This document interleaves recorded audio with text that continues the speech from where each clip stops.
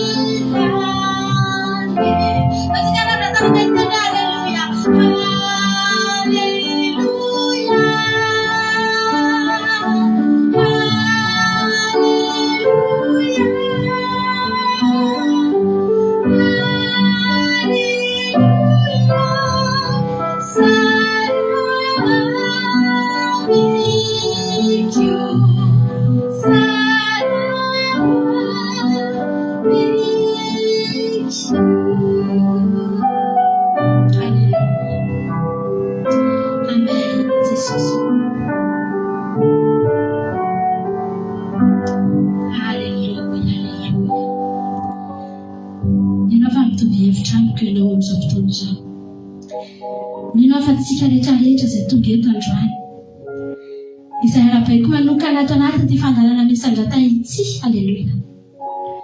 Idoko fa tsy zarena na tsapa fa tsara teo amin'ny fiainantsika Andriamanitra. Amin'iny herinandro iny fotsiny dravana malala raha tamin'iny herinandro iny fotsiny ihany no lazaiko anao. Haleluia. Dia fantaro fa raha Andriamanitra ratsy miaraka taminao dia ohatr'izao io fiainanao io. Tsy tafajoro kory ianao, tsy tonga teto kory ianao. Zavatra hafa mihitsy ny lalana nalehanao tamin'iny herinandro iny. Fa Andriamanitra tena tsara miaraka aminao io ravana malala. Tiako resy lahatra amin'izany ny fonao androany. Tiako resy lahatra amin'izany tsika rehetrarehetra izay tonga eto amin'ity androany ity.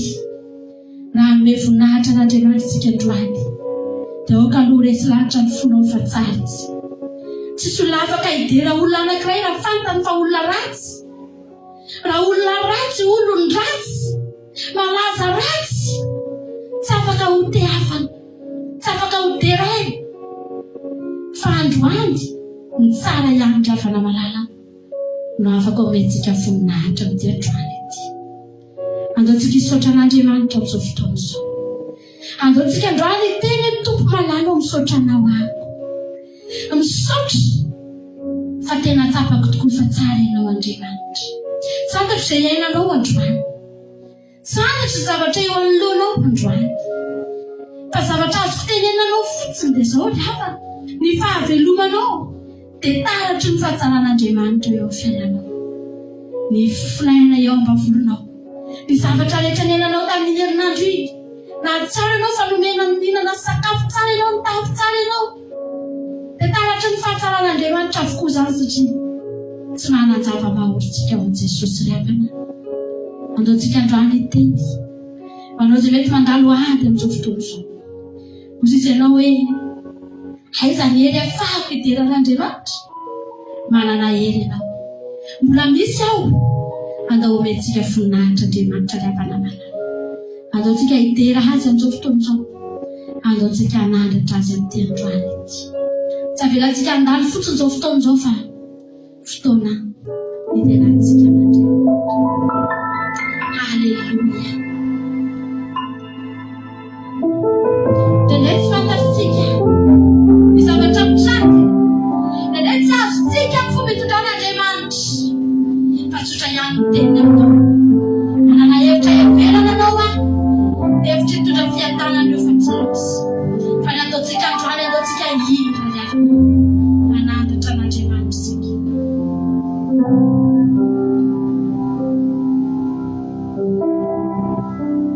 Tombo salutraniko ny fitantananao ny maviko.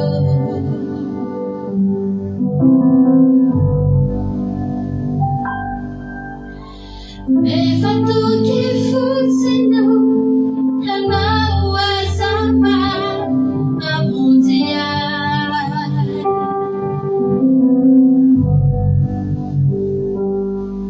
Tsy mahita mbara sy olazaina aminao fa ny fahasoavanao sy izay ao am-poko ao ileranao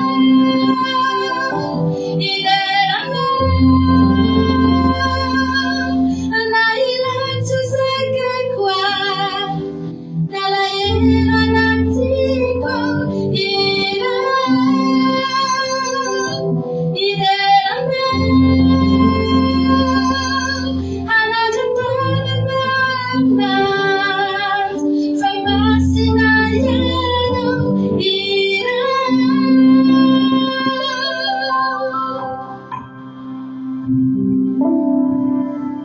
Tombo salutraniko ny fitantananao ny maviko.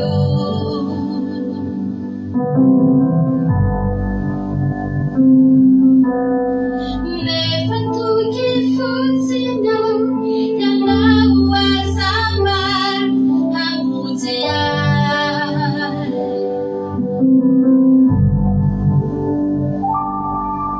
Tsy mahita mbara olazaina aminao fa ny fahasoavanao sy izay ao am-poko ao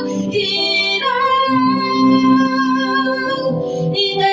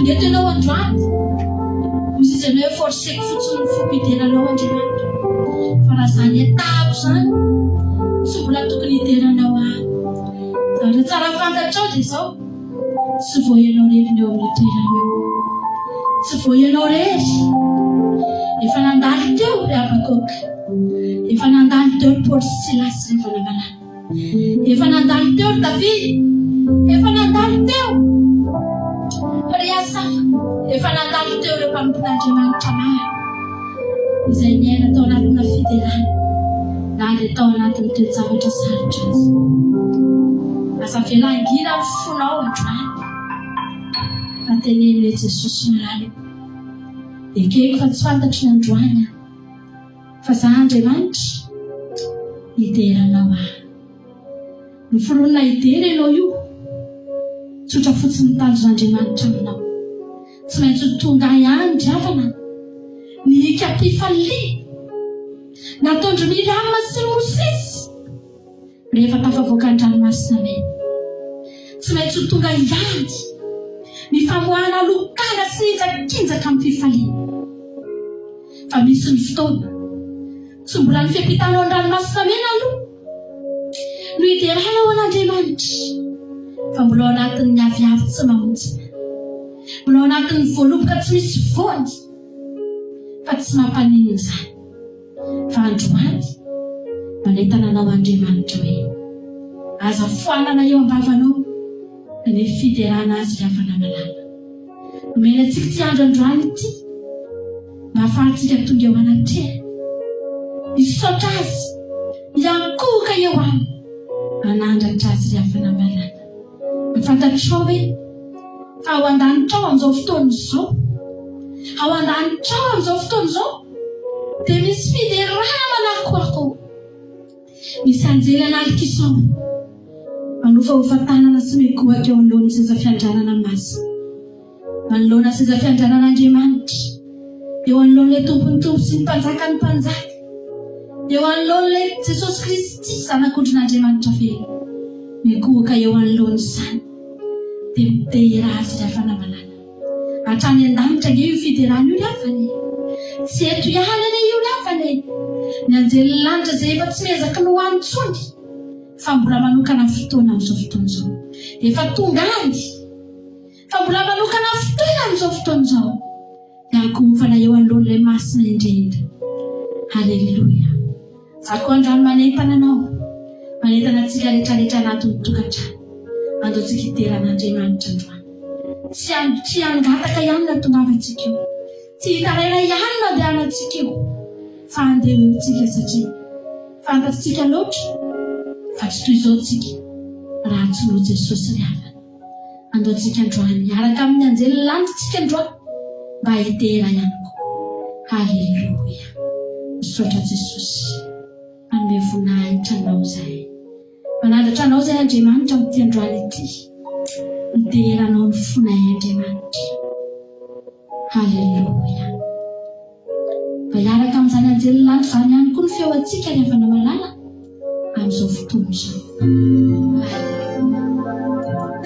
inona moa izay feo antsika raha manoloana amin'izany feo any anjely marobe zany inona moa izay feo anao raha manoloana an'izany feo any anjely marobe anina manefa ho fantatrao fa ren'Andriamanitra ny fiderana raha miainga efa anatin'ny fofona ao mitena haleluya Masina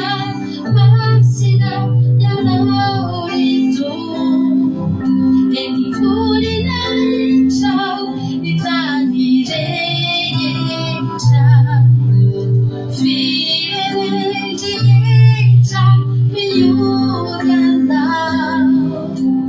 Terasira Ubana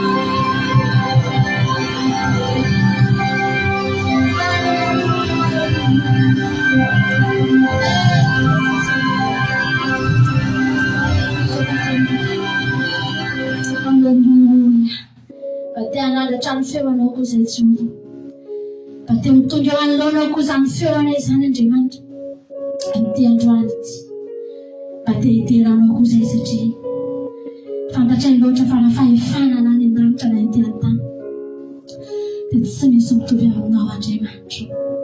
Nahoana moa nisy mitovy aminao Jesosy? Nahoana nisy hitovy aminao?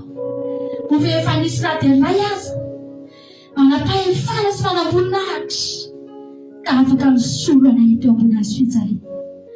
Ova efa nisy raha dia iray aza olona mba nahafoy voninahitra nahafoy fahefany ka niotrina ny amin'ny farany ambany mba azahoana tombony Jesosy. Ova efa nisy tsy Jehovah-Andriamanitra tsy mbola nisy ary tsy hisy mandrakizay. Izany mahatonga anay milaza eto androany fa raha mbola eka raha mbola fahefana Jesosy eo tsy misy azo arina aminao. Aleluia. Angatsika riavana malala baitena izany androany. Antsika kasitraka an'Andriamanitra mitenenanao androany Jesosy lehibe loatra ny fahefana nanananao. Mbola fahefana ihany koa ny dinany teto na fahanombona teo ambony hazo fijaliana. Andraontsika mieritreritra fa tsy nanam-pahefana Jesosy raha nidina tety. Andraontsika mieritreritra fa tsy nanam-pahefana Jesosy raha nifatsihana teo ambony hazo fijaliana. Tsy haliavana malala mbola fahefana no ny dinany teto Nampidirina teto ny devoly, nanapaka teto ny devoly, fa mbola azony ataony niodina teto. Namonjy azy rehetra tiany vonjeny, namonjy amin'izao tontolo izao, satria mbola nanana ny fahefana angambana any an-danitra sy aty an-tany. Tsy afaka misakana ny devoly tsy tonga teto izy, tsy afaka tsy ho vita ny famonjenantsika satria nananana ny fahefana. Eo am-pelantanany ny fanapahana azy izao rehetrarehetra. Afaka mampitera azy venao. Jesosy eo lehibe ny fahefanao Andriamanitra. Miondrika manoloana n'izany izay androany, miondrika manoloana ny fahefanao izay androany. Fa tsy misy toa izany, tsy misy tahaka n'izany. Aleluia. Andaontsika higadroany raha mbola hely, raha mbola fahefana dia tsy misy toa anao Andriamanitra. Amen. Fahefan'Andriamanitra avokoa no ahafahana mamonjy antsika ravana malala. Raha Andriamanitra tsy manana fahefana, tsy afaka ny amonjy, na dia olona ray teto amin'izao tontolo izao itsako rehefa. Amen. Jesosy. Haleluia.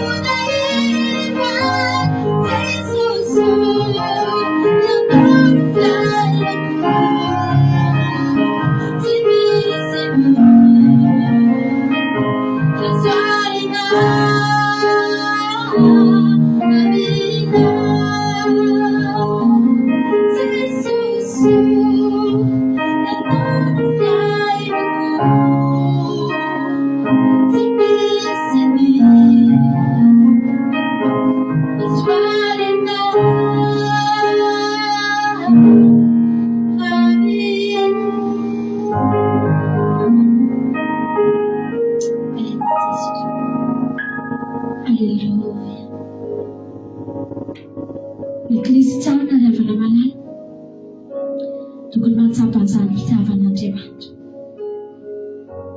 Tokony mahatsapa an'izany hoe tahaka ny ahoana ny fitiavan'Andriamanitra azy. Mahatonga ny kristianina tena tokony ho tia an'Andriamanitra dia satria mahatsapa izy. Satria izy mahatsapa ny fitiavana azy ilay manamalala. Mahatonga olona anankiray mbola tsy tia an'Andriamanitra dia tsy mbola mahatsapa izy hoe tahaka ny ahoana izany fitiavana azy. Tahaka ny ahoana izany tombam-bidy nametrahan'Andriamanitra azy izany. Izany no mahatonga ny olona anankiray mety mivavaka ihany ny olona fa tsy mety tia an'Andriamanitra ny olona, satria tsy mbola mahafantatra ny tombam-bidy ny olona, tsy mbola mahafantatra ny valeur ny olona. Ohatriny ny valeur ny fitiavan'i Jesosy ny olona. Ry havana malala, tena tianao Andriamanitra, tena tianao Jesosy, ary raha misy zavatra tena iriny no ataonao dia ianao manam-paniriana mba hanompo azy, ianao manam-paniriana mba hiondrika eo anoloana. Tahaka an'ilay boky anankiray izay notorintsika omaly, ilay boky iray niverina ny hazakazaka, tsy nihazakazaka andeha hangataka intsony satria efa sitrana ny abokany. Tsy nihazakazaka andeha hitaraina intsony. Ry havana malala, tsy hoe sitrana ny abokan'ilay boky dia niverina teo ihany izy dia nangataka zavatra hafa tamin'i Jesosy indray. Hoe efa sitrana izao ny abokako Jesosy, omeo anahy indray ny zavatra izay mbola tsy azoko, fa mbola betsaka ny banga teo amin'ny fiainako satria boka hatramin'izay tsy nanana ny minina hatramin'izay, fa mba omeo azy zavatra niriko. Tsy ry havana malala, fa niverina teo ilay boky, ny ankohaka ny nataony teo, ny teran'i Jesosy nataony teo. Ampy azy ny zavatra efa noraisy, satria fantany fa zavatra tsisy nanome azy hatramin'izay, ary tsisy afaka nanome azy anio afa-tsy Jesosy reriany.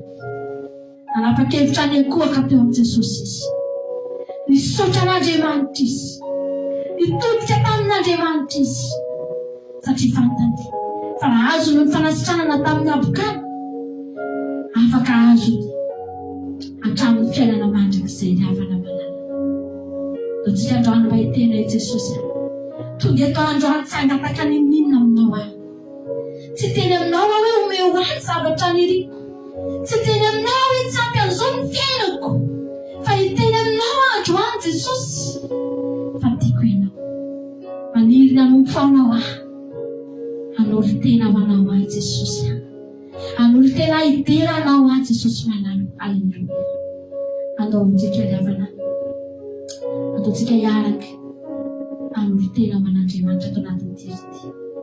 Hiaraka tsika androany. Alleluia. Hiteny ato anaty an'Andriamanitra.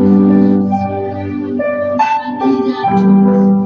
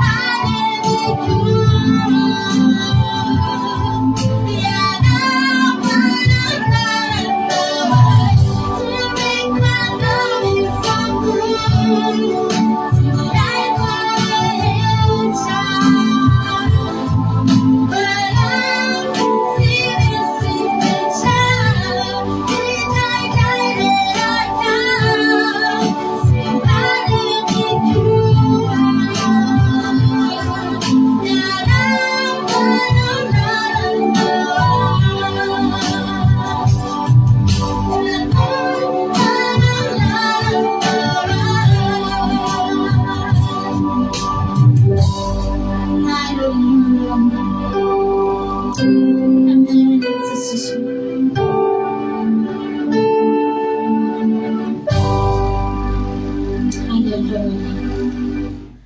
tamintsika riavana ny tsy nalena, iza tamintsika ny tsy nanam-pahalemena, fa tena marina fa Andriamanitra nanao lalana ho antsika tsirairay avy. Raha tamin'ny herinandro ny fotsiny nalemy ny fantatsika, nalemy ny nofontsika riavana malalana. Tsy vitantsika araka ny tokony ho izy. Raha ny zavatra nitakian'Andriamanitra tamintsika tamin'ny herinandro iny, io zany afaka ilaza fa navita-tsaka ny sandavana, tsy nanapahady soa, tsy nibolisatra, tsy nalemy, fa malemitsika. Fa Andriamanitra manao lalana eo anoloantsika. Andriamanitra mijery antsika, Andriamanitra momba antsika, Andriamanitra manokatra lalana foana eo anoloantsika. Fa naninontsika tamin'ny herinandro, raha tsy navita mivavakadiny indray ve antsika taloha novahana ny trano dia nanao accident ve antsika? Nisy zavatra nahazo antsika ve tao anatin'ny tontolo andro riavana malala? Fa ny tena marina, tokony nahazo antsika ny loza, tokony nahazo antsika ny zavatra rehetra, fa tsy nahazo antsika ireny satria Andriamanitra nanao lalana teo alohantsika. Tokony ho tafotoana isika, fa nisokafan'Andriamanitra ny lalana tena dia milamina ny fiainantsika riavana. Izany ny fitiavan'Andriamanitra anao io, izany ny tantanan'Andriamanitra ny fiainanao io. Tsarovy fa raha tsy teo Andriamanitra nandamina ny lalanao dia mety tsy tonga teto akory ary ianao. Zavatra fa mihitsy nivoaka ny vavanao tamin'ny herinandro. Zaho manokana dia tena tsapako ny fomba an'Andriamanitra tamin'ny herinandro iny. Isanandro tena misy voninahitra Andriamanitra miseho eo amin'ny fiainako, ary tena reko tsapako isanandro etsy Jesosy eo. Tena fantatro mihitsy ankehitriny fa tsy heriko tsy tanjako fa ianao. Ny ataoko androany, raha ny amaliko anao Andriamanitra, tsy manana faly aho, tsy manana ninina ho tenenina ako, fa ny ataoko androany aho hiteranao fotsiny aho. Manandratra anao aho dia hanome voninahitra ny anaranao aho. Halleluia. Misaotra Jesosy, misaotra Jehovah Andriamanitra. Amen.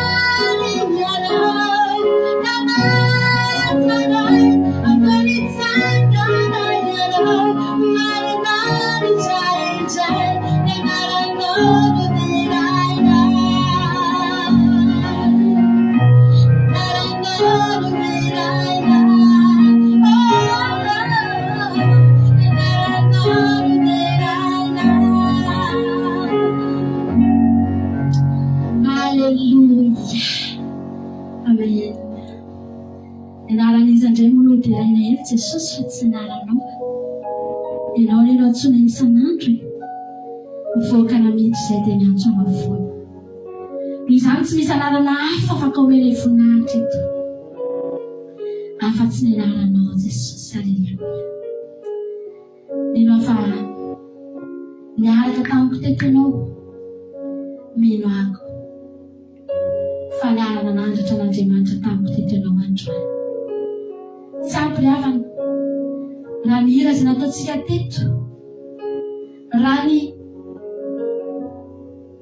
teny izay nataontsika teto dia tena tsy ampy tsy malaza ninina akory ry havana malala fa ny zavatra azoko antoka kosa nefa dia tsy androany ihany koa ianao no tena n'Andriamanitra tsy andro misy andrata koa ianao voanao aleloia na iakohoka eo anoloany fa ny androany aleloia natambakitsika teto ny kitay tetitsika nanatitra ny kitay nampireta fa tsika rehetra tany anatin'ny tokantrano tany isaky misy zavatra tsapanao misy zavatra renao dia minao fa misandatra eo bavanao ny aleloia misaotra Jesosy fa ianao indray tsy za iny fa ianao aleloia tsy heriko iny fa herinao tsy fahaizako iny fa fahaizanao aleloia misaotra anao izay Jesosy ny amin'ny fotoana androany makasitraka Andriamanitra ny amin'ity misandrata ity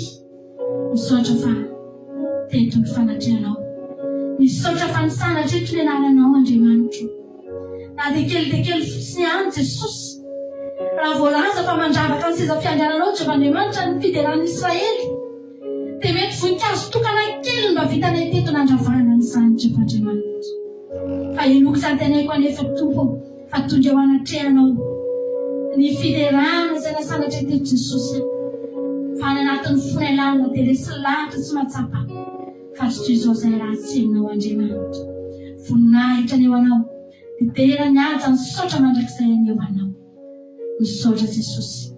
Aleluia. Amen. Izay ny fandarantsika androany somary miavaka kely ny fandarantsika satria niova moa ny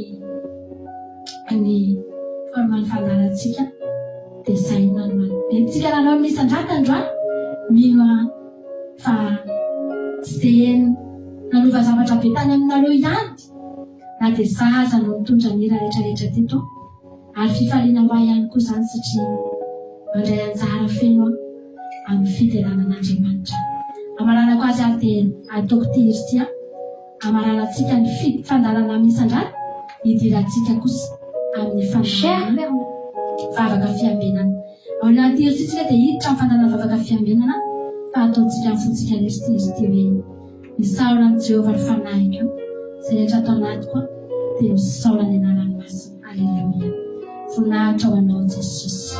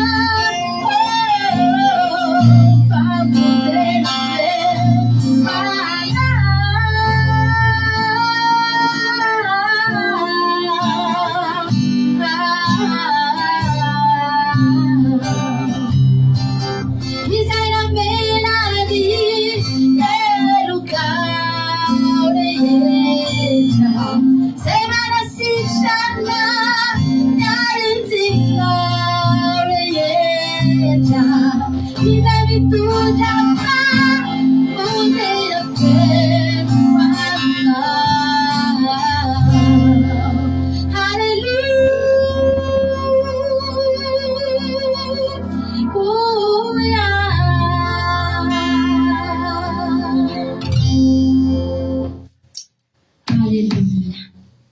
Fantatsika rehetra nahatra hatramin'ny farany voninahitra ao an'Andriamanitra irery ihany. Haleluya. Amen.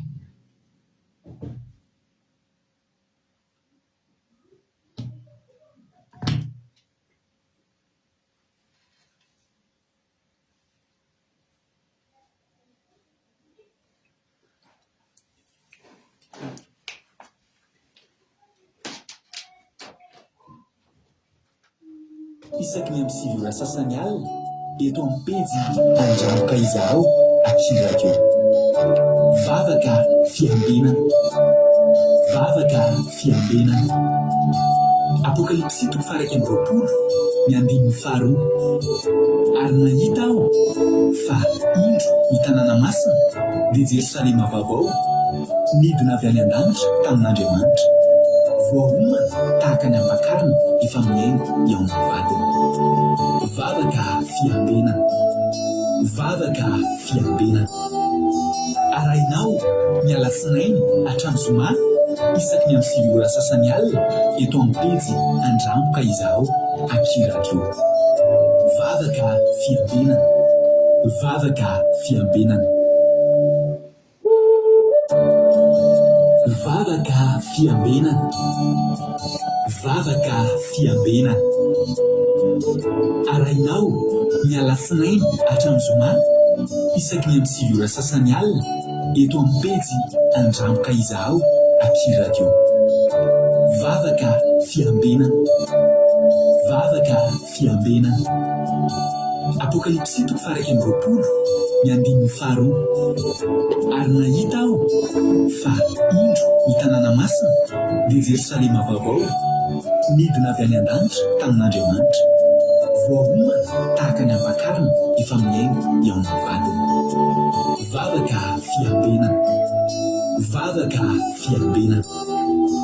Arahinao ny alatsinainy hatramin'ny zoma isaky ny amin'ny 7 sasany alina eto amin'ny pejy Andranoka izaho akirako.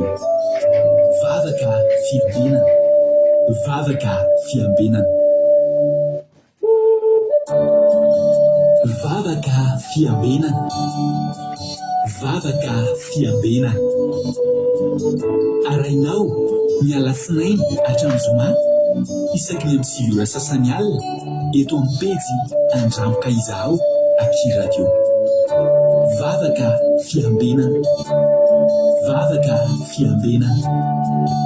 Apokalipsy 3:20 ny 5:2. Ary nahita aho fa indro ny tanàna masina dia Jerosalema vaovao midina avy any an-danitra tamin'Andriamanitra. Voahomana tahaka ny ampakarina efa miaingo eo amin'ny vadiny. Vavaka fiambenana. Vavaka fiambenana. Arahinao ny alatsinainy hatramin'ny zoma isaky ny amin'ny 7 sasany alina eto amin'ny pejy Andranoka izaho akirako. Vavaka fiambenana. Vavaka fiambenana. Vavaka fiambenana. Vavaka fiambenana. Arahinao ny alatsinainy hatramin'ny zoma isaky ny amin'ny 7 sasany alina eto amin'ny pejy Andranoka izaho akirako. Vavaka fiambenana. Vavaka fiambenana. Apokalipsy 3:20 ny 5:2. Ary nahita aho fa indro ny tanàna masina dia Jerosalema vaovao midina avy any an-danitra tamin'Andriamanitra. Voahomana tahaka ny ampakarina efa miaingo eo amin'ny vadiny. Vavaka fiambenana. Vavaka fiambenana. Arahinao ny alatsinainy hatramin'ny zoma isaky ny amin'ny 7 sasany alina eto amin'ny pejy Andranoka izaho akirako. Vavaka fiambenana. Vavaka fiambenana. Vavaka fiambenana. Vavaka fiambenana. Arahinao ny alatsinainy hatramin'ny zoma isaky ny amin'ny 7 sasany alina eto amin'ny pejy Andranoka izaho akirako.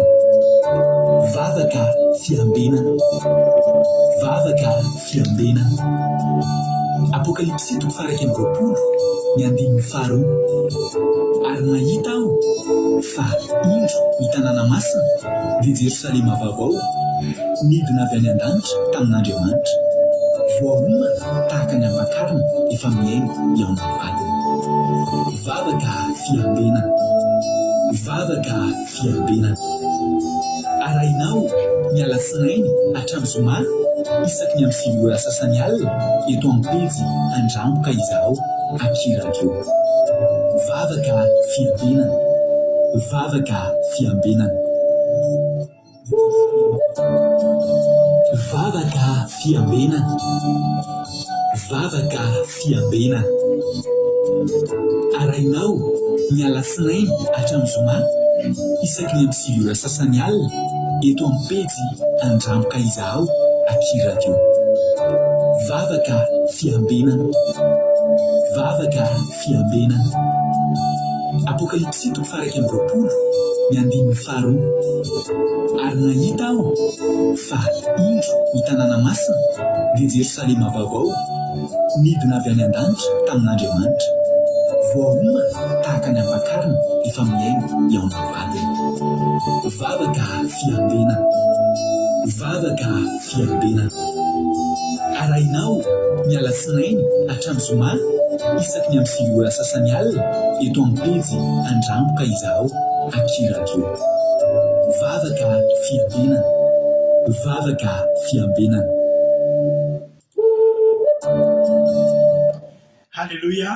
Ny amin'ny fifaliana lehibe indray raha sara-babalana no ianao antsika amin'izao fotoana izao dia falibe ny tenako mihaona aminao eto indray amin'ity androany ity. Dia fiadanan'ny tompany ho amintsika tsirairay avy izay tratrantso eto miaraka aminay ao anatin'izao fandarana vavaka fiambenana. Teo moa tsika niaraka tamin'ny mampino tao anatin'ny vavaka tao anatin'ny misandrato.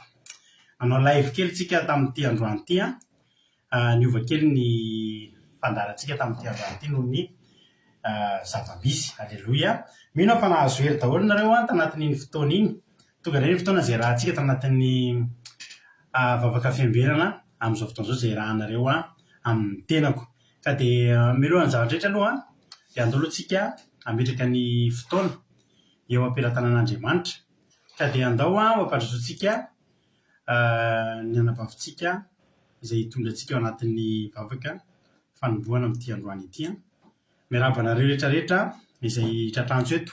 Ko Daniela ny hitako eto aloha na Lina aty izany dia Madagasikara, Soameva, ao ihany koa i Aingrina Rodriguez, Rantalina Marie Charline, Jessica Patici, tonga soa daholo isika menakavy dia ny fiadanan'ny tompany ho amintsika rehetrarehetra. Halleluja. Matoko sy mino fa ifampahireto indray tsika amin'ity androany. Androany moa nitondra antsika anatin'ny vavaka fanombohana dia ny ranabavintsika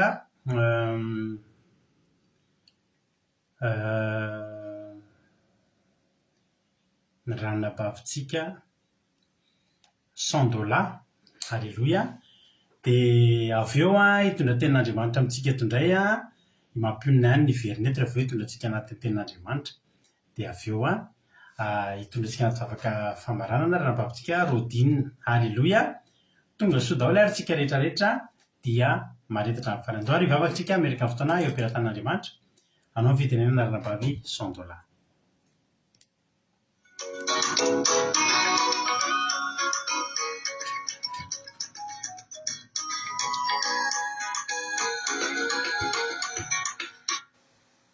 Halleluja. Mankasitraka ny pastera nanome fitenenana dia tahin'i Jesosy pastera dia tahin'i Jesosy tsika rehetrarehetra izay manaraka sy mpiaino ity vavaka fiambenana ity dia mbola hery vavaka rehtsika napetraka ny fotoana eo am-pelatanan'Andriamanitra. Jehovah Andriamanitra rainay eo satria betsaka anao izay satria mbola nomenao hery, nomenao tanjaka izay Jesosy mbola nahafahany manatriketo amin'ity vavaka fiambenana ity tsapanay fa tsy ny herinay ery nantanjakanay fa noho ny hery masina avy taminao Jesosy. Androan'izay tena misaotra anao mankasitraka anao izay Jesosy satria tsapanay fa teo ianao nitantana anay namindra fo taminay nitaridalana anay. Tsapanay izay Jesosy malala dia ny fitantananao anay dia Ndreto zao tena misaotra anao mankasitraka ny fitiavanao anay tamin'ny tontolo andro iny ary amin'izao fotoana izao zay Jesosy malala mangetaheta ny teninao, mila fampaherezana avy aminao, mila mianatra ny teninao zay Jesosy malala fa anay tena hitombo foana fitiavana anao mihetahetanao Jesosy malala dia mangataka ny fanatrianao Jesosy hanatrika ny tokantrano iza mandeha ity fandaharana ity rarinay ny fanatrianao na nijaka amin'izany tokantrano izany ary ny fitaovana rehetrarehetra izay ao ampiasainay ito fantatray Jesosy tena tsy midevoly izany miatorony ny teninao izany fantatray fa tsy tiany izany fa nefa tsy sitraponao ataonay fa sitraponao Jesosy sitraponao ny katsanay hiaraitany tory amin'izao fotoana izao hianatra ny sitraponao hianatra ny didinao hianatra kato Jesosy malala hianatra nandatra hideranao Jesosy malala dia mangataka ny tena hoe fanatrianao andrakotra anatrika ny rehetrarehetra ary ny ranao Jesosy tena nidrakotra ny fitaovana rehetrarehetra tsy azo midevoly kisikisahana dia tsy hoisy alamena izay rehetrarehetra tonga tena ndray afatra avy aminao ankato tena ampihatra ny lesona izay voaraina amin'ity androany ity kiny ampelatrananao ny mpanomponao izay hitsangana eo hanambara ny afatra avy aminao anao any ampiteny azy hanambara ny zavatra ny sitraponao amin'ny alalan'ny mpanomponao dia ankiny ao ampelatrananao izany vavaka izany misaotra anao fitiavanao Jesosy malala voninahitra dia dera ho anao reriana alleluia amen. Halleluia. Mankasitraka indrindra anao ranabavy $100 tao anatin'ny izay vavaka mamy izay nentinao teto androany izay. Andriamanitra manaraka pasaovana any amaly fidianao mitombozy dia mitombo fahasaovana hatrany hatrany dia mahereza foana amin'ny asan'Andriamanitra ranabavy $100. Halleluia. Andao ary lotsika aloha miretiretsika amin'ny tenin'Andriamanitra dia andao lotsika hiditra amin'ny anao hira anankiray tsika. Halleluia. Andao anao hira anankiray tsika amizitsika voninahitra an'Andriamanitra dia andao ataontsika ty raha mahafinaritra be ty mampatsiahivana aloha mampatsiahivana amin'ny herin'ny androany tsika manao an'ilay alim-bavaka mahafinaritra be. Halleluia. Zao androany nizara souvenir ako dia mahafinaritra mihitsy fa 3 taona ohatr' izao tsika no nanao an'ilay seminaire Gilgal. Halleluia. Dia any daholo ny fiarabananareo nanomboka tamin'ny fakomalinga manina mandeha tsoloroa izay nareo na tsy telotelo mandeha firariatsoa nareo tato amin'ny groupe Saint Marie tamintsika nanao an'iny fandarina seminaire momba ny Gilgal iny. Halleluia. Souvenir nahafinaritra ireny ary amin'ny herin'ny androany tsika tsy seminaire ny ataontsika fa alim-bavaka fiderana an'Andriamanitra ny amin'izay rehetra nataony amintsika nataony tamintsika tamin'ity taona ity. Tsy haiko aloha ianao fa za tsy natsapa na dia volana anankiray na herinandro anankiray na andro anankiray tsy nitahian'Andriamanitra ny fiainako tamin'ity taona 2023 ty. Ary tsy ampy io alim-bavaka io raha ho anahy manokana tsy ampy io raha io mba hitako isaorana an'Andriamanitra. Ko manasa anao aza be ilay isantony tsy ahatongavanao amin'io fotoana io fa fotoan-dehibe io.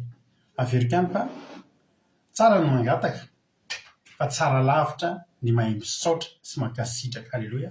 Ary manasa anareo tsy nareo izay efa nahazo fitahiana sy fahasoavana ihany fa na dia ataoko ianareo mbola anaty olana anaty ady ny fahaizanareo mankasitraka sy mideran'Andriamanitra dia efa manetsika an'Andriamanitra sady zara efa nanteniko anareo anisan'ny mba nanamarika ny asa mpanompoako an'Andriamanitra ijoroka volombelona aminareo ty dia ny fijoroana vavolombelona. Zavy nanomboka ny vavaka dia nahita olona mitsika za aloha efa tany amin'ny fiangonana isana hita aloha efa misy fijoroana vavolombelona foana isaky ny larobia dia miezaka foana fa tamin'izaho moa be dia be dia tsy dia afaka mijoro foana fa taty aoriana efa niditra fiangonana tamin'izao fivoazam-panahy zao niditra volana dia mahita olona mijoro vavolombelona ny sabata manaraka an'iny dia mba nijoro vavolombelona nanomboka teo dia nijoro vavolombelona nefa mbola bokany trosa fa mba fantatra ny ijoroako vavolombelona ny olona mijoro vavolombelona fa sitrana amin'ny aretina ny olona mijoro vavolombelona fa mipoaka ny marché tonga dia nahazo marché nahazo fitahian'Andriamanitra. Za mbola bokany trosa fa ny ijoroako vavolombelona na dia ny tompo-trosako tsy niteny ratsy anahako ary dia ijoroako vavolombelona. Tena misy olona zay mantsy nanana trosa tamiko mpanao politika fanta-dazo Madagasikara izy amin'izao nanana trosa tamiko fa raha hiteny ratsy izany tsisy hevitra. na any amin'ny mason'izy anao na mason'izy rehefa miona aminazy izy nafanina tezitra aloha mitendra azy fa maika moa tezitra tsy mitondra vola ao anazy ianao rehefa nanany vola fa mivavaka amin'izay jesosy eo amin'ilay olona taio vola tsy misy fa mivava no nakombon'Andriamanitra ny anona dia izany ary dia ampijoroako vavabe ilay tsy niteny ratsy anahako ilay tompotrosy ka ianao asaina ianao amin'io amin'ny herin'ny androany amin'ny lakamisy amin'ny larobisy lakamisy ho avy izao dia afaka mandefinareo alefanareo SMS na WhatsApp na zay tianareo soratanana alefanareo message zany inona mba tianareo ho tantaraina amin'ny inona mba fankasitrahana tianareo vakiana amin'io avy aminareo afaka mitenareo tonono ny anarana afaka mitenareo aza tonono ny anarana tsy zany ny zava-dehibe fa ny zava-dehibe dia ianareo matsiaro isika matsiaro makasitraka an'Andriamanitra ny amin'ny fahasoavana izay nataony manomboka amin'ny valo ora sasany oatra zao fotoanantsika amin'io tsy farina ratsany amin'ny 12 alina alleloia satry ny toizan'io parainy andro fa ny ampisony moa tsika sady mbola sabata no mba tsy njovona koa ianareo izay mbola miasa any amin'ny tany arabo tahiny tompoaritsika rehetra meno finaritra ianoitsika tonga dia oriana izay dia hiditra avy hatrany amin'ny tenin'Andriamanitra meno finaritra daholo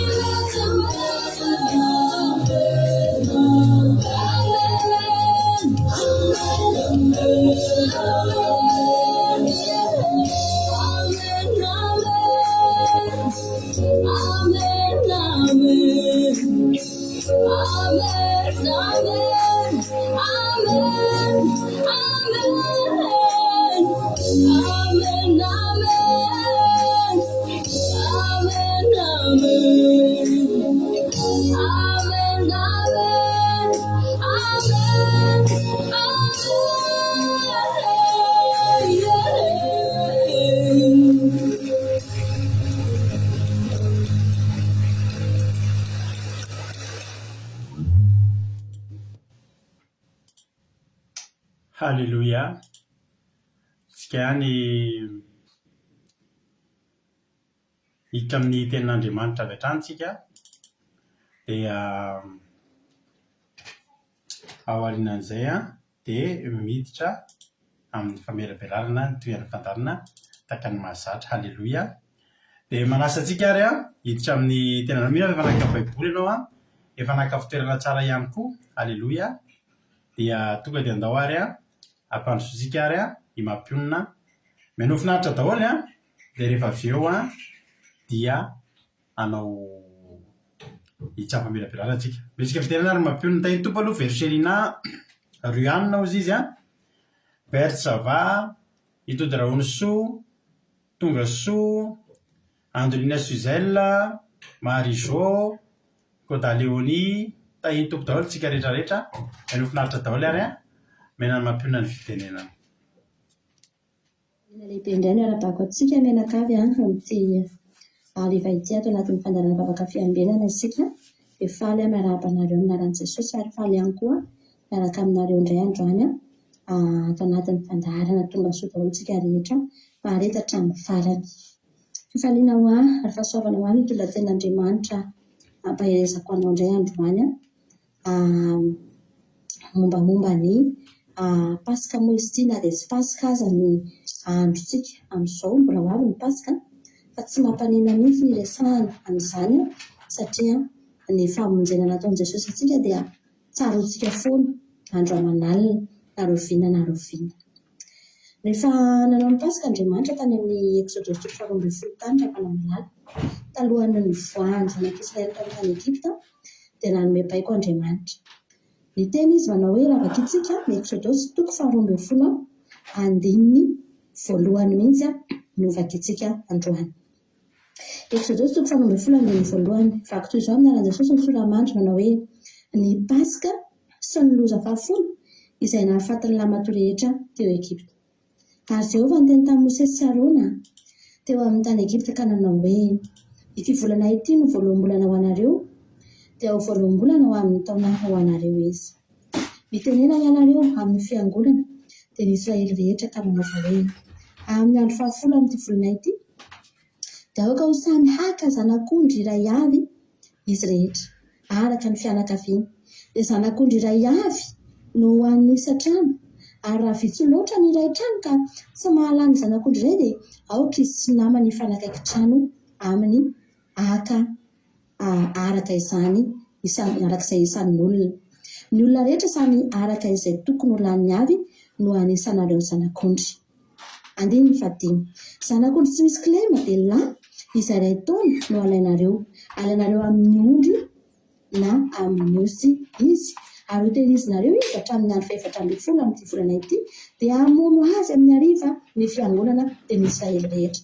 Analanina raha atetiny amin'ny tonam-baravarana roa sy amin'ny tatam-baravarany trano izay ihinanany azy dia hohaniny amin'izany alina izany ny hena voatsatsika amin'ny afo no ihinanany azy mba amin'ny mofo tsy misy masirasira sady ampiarahany amin'ny anana mangidy.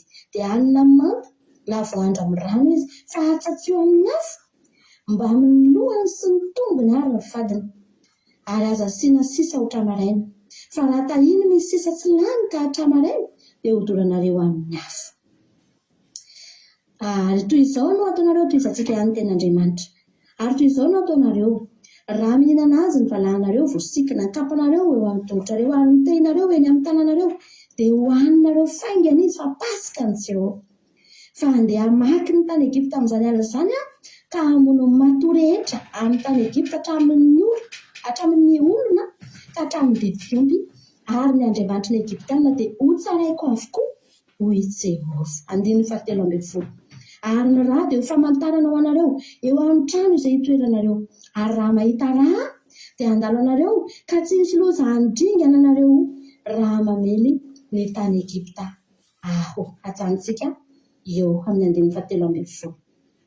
Tamin'ity fotoan'ity ravana malala ny zavatra nitranga dia ho an'ny zanak'Israely io zavatra nitranga io, hatreho amin'io aloha ny baiko rehetrarehetra izay nomen'Andriamanitra dia mbola teoria daholo io. Atao fotsiny raha ny teny Andriamanitra mangala ondry naka ondry, ary hitako eto mihitsy tena somebiseby tamin'izany fotoana izany. Mbola tsy fantatra, mbola tsy nahita hoe inona marina ilay tena zavatra tranga, mbola tsy niaina n'ilay zavatra mitranga fa vao hiaina an'ilay vokatr'ilay pasika. Fa atao fotsiny aloha ilay zavatra nitenen'i Jehovah. Maka zanak'ondry atsatsika amin'ny afo, tsy asiana very, hohanina miaraka amin'ny alana mangidy, miaraka amin'ny fadiny, ny tsinainy sy ny zavatra rehetra. Ary indrindrindrindra alaina ny rà dia atete eo amin'ny tolambaravarana fa ino no famantarana ho sy Andriamanitra. Dia nakatoa fotsiny ny zanak'Israely tamin'io fotoana io rehefa nandeha ny fotoana natsatsika ny zanak'ondry. Be dia be ny mety fanontaniana atao anatin'ny zanak'Israely hoe fahina daholo izay zavatra izao. Ary teo am-pihinanana an'io zanak'ondry io miaraka tamin'ny alana mangidy, tsy tsara izany zavatra izany, zavatra tsy hoe matsiro izany fa nohanina. Ary za mino fa teo am-pihinanana an'io ny zanak'Israely mba mety nisy ny teny mihitsy hoe mba ratsy kosa ny zavatra izany. Fa maninona izay mihinana nytony hatramin'ny tsinainy mangidy, tsisy esorina ny ao anatiny fa hohanina. Fa maninona sy ny sisa fa nohanina ihany ilay izy ry havana, satria tsy mbola fantatra ireo zanak'Israely eo ary tsy mbola niaina ny zavatra izay hitranga amin'io alina io ry havana. Rehefa tonga ny alina natetehina rà, voatetehina rà, vita ny pasika, voky ny zanak'Israely, voky an'ilay zavatra tsy dia natsiro, tsy dia tsara, fa voky izy. Lasa izy natory fa tao ampatoriana tao no tonga ny anjelim-pandringana ry havana. Ary rehefa tonga ny anjelim-pandringana dia tsika rehetra ny arana fantatra fa ny trano rehetrarehetra ny zanak'Israely izay nisy rà dia tsy nolalova ny fahafatesana. Fa ny Egiptianina kosa dia maty avokoa ny lamatoa rehetra, na ny olona na ny biby, hatramin'ny mpanjaka ka hatramin'ny olon-tsotra, na ny manan-karena na ny mahantra, dia maty avokoa ry havana ny tao amin'ny fananana, ny tao amin'ny tranon'ny Egiptianina. Ry havana malala, ny zavatra inoko dia ity ry havana malala. Tao aorianan'io alina io nanome baiko Andriamanitra ho atao fotsiny aloha io. Fa rehefa tonga ny maraina samy ny fo, haleloia, teo vao nahita samy ny fo dia nahita fa feno ranodradradradradrana ranomaso tany Egipta. Mitomany daholo ny olona rehetra hatramin'ny mpanjaka hatramin'ny olon-tsotra sy ny mahatra indrindra midradradratra. Za ry havana mino fa teo ny zanak'Israely niverina nitodika nijery an'ilay rà teo amin'ny tolambaravarana, niverina nahatsiaro an'izay rehetrarehetra notenen'Andriamanitra. Ary teo vao tena nahita hoe Jehovah Andriamanitra ilay zavatra nohanina hita amin'ny alina iny ve, zavatra tsy matsiro miaraka amin'ny alana mangidy, hohanina miaraka amin'ny fadiny. Inona no natoy izao anay? Inona no namonjy ny ainay kay? Mety nisy ny bebaka tao fa nomonomonina teo am-pinanana an'iny zavatra iny. Fantatsika tsara fa ny zanak'Israely dia mpimonomonina ry havana malala. Fa mety teo vao nibebaka sy nandroalika teo amin'Andriamanitra hoe Andriamanitra, ity nataoko, nihinana an'iny aho tsy tamin'ny fifaliana fa nohaniko fotsiny. Ratsy be izy fa tamin'ny alalan'iny ka Jehovah Andriamanitra namonjenao ahy. Inoko fa nisy izany ry havana. Rehefa tonga ny maraina, satria navahan'Andriamanitra ireo zanak'Israely ireo, tsy nisy maty ny lamatoa, tsy nisy maty ny biby fiompy. Haleloia. Ry havana malala,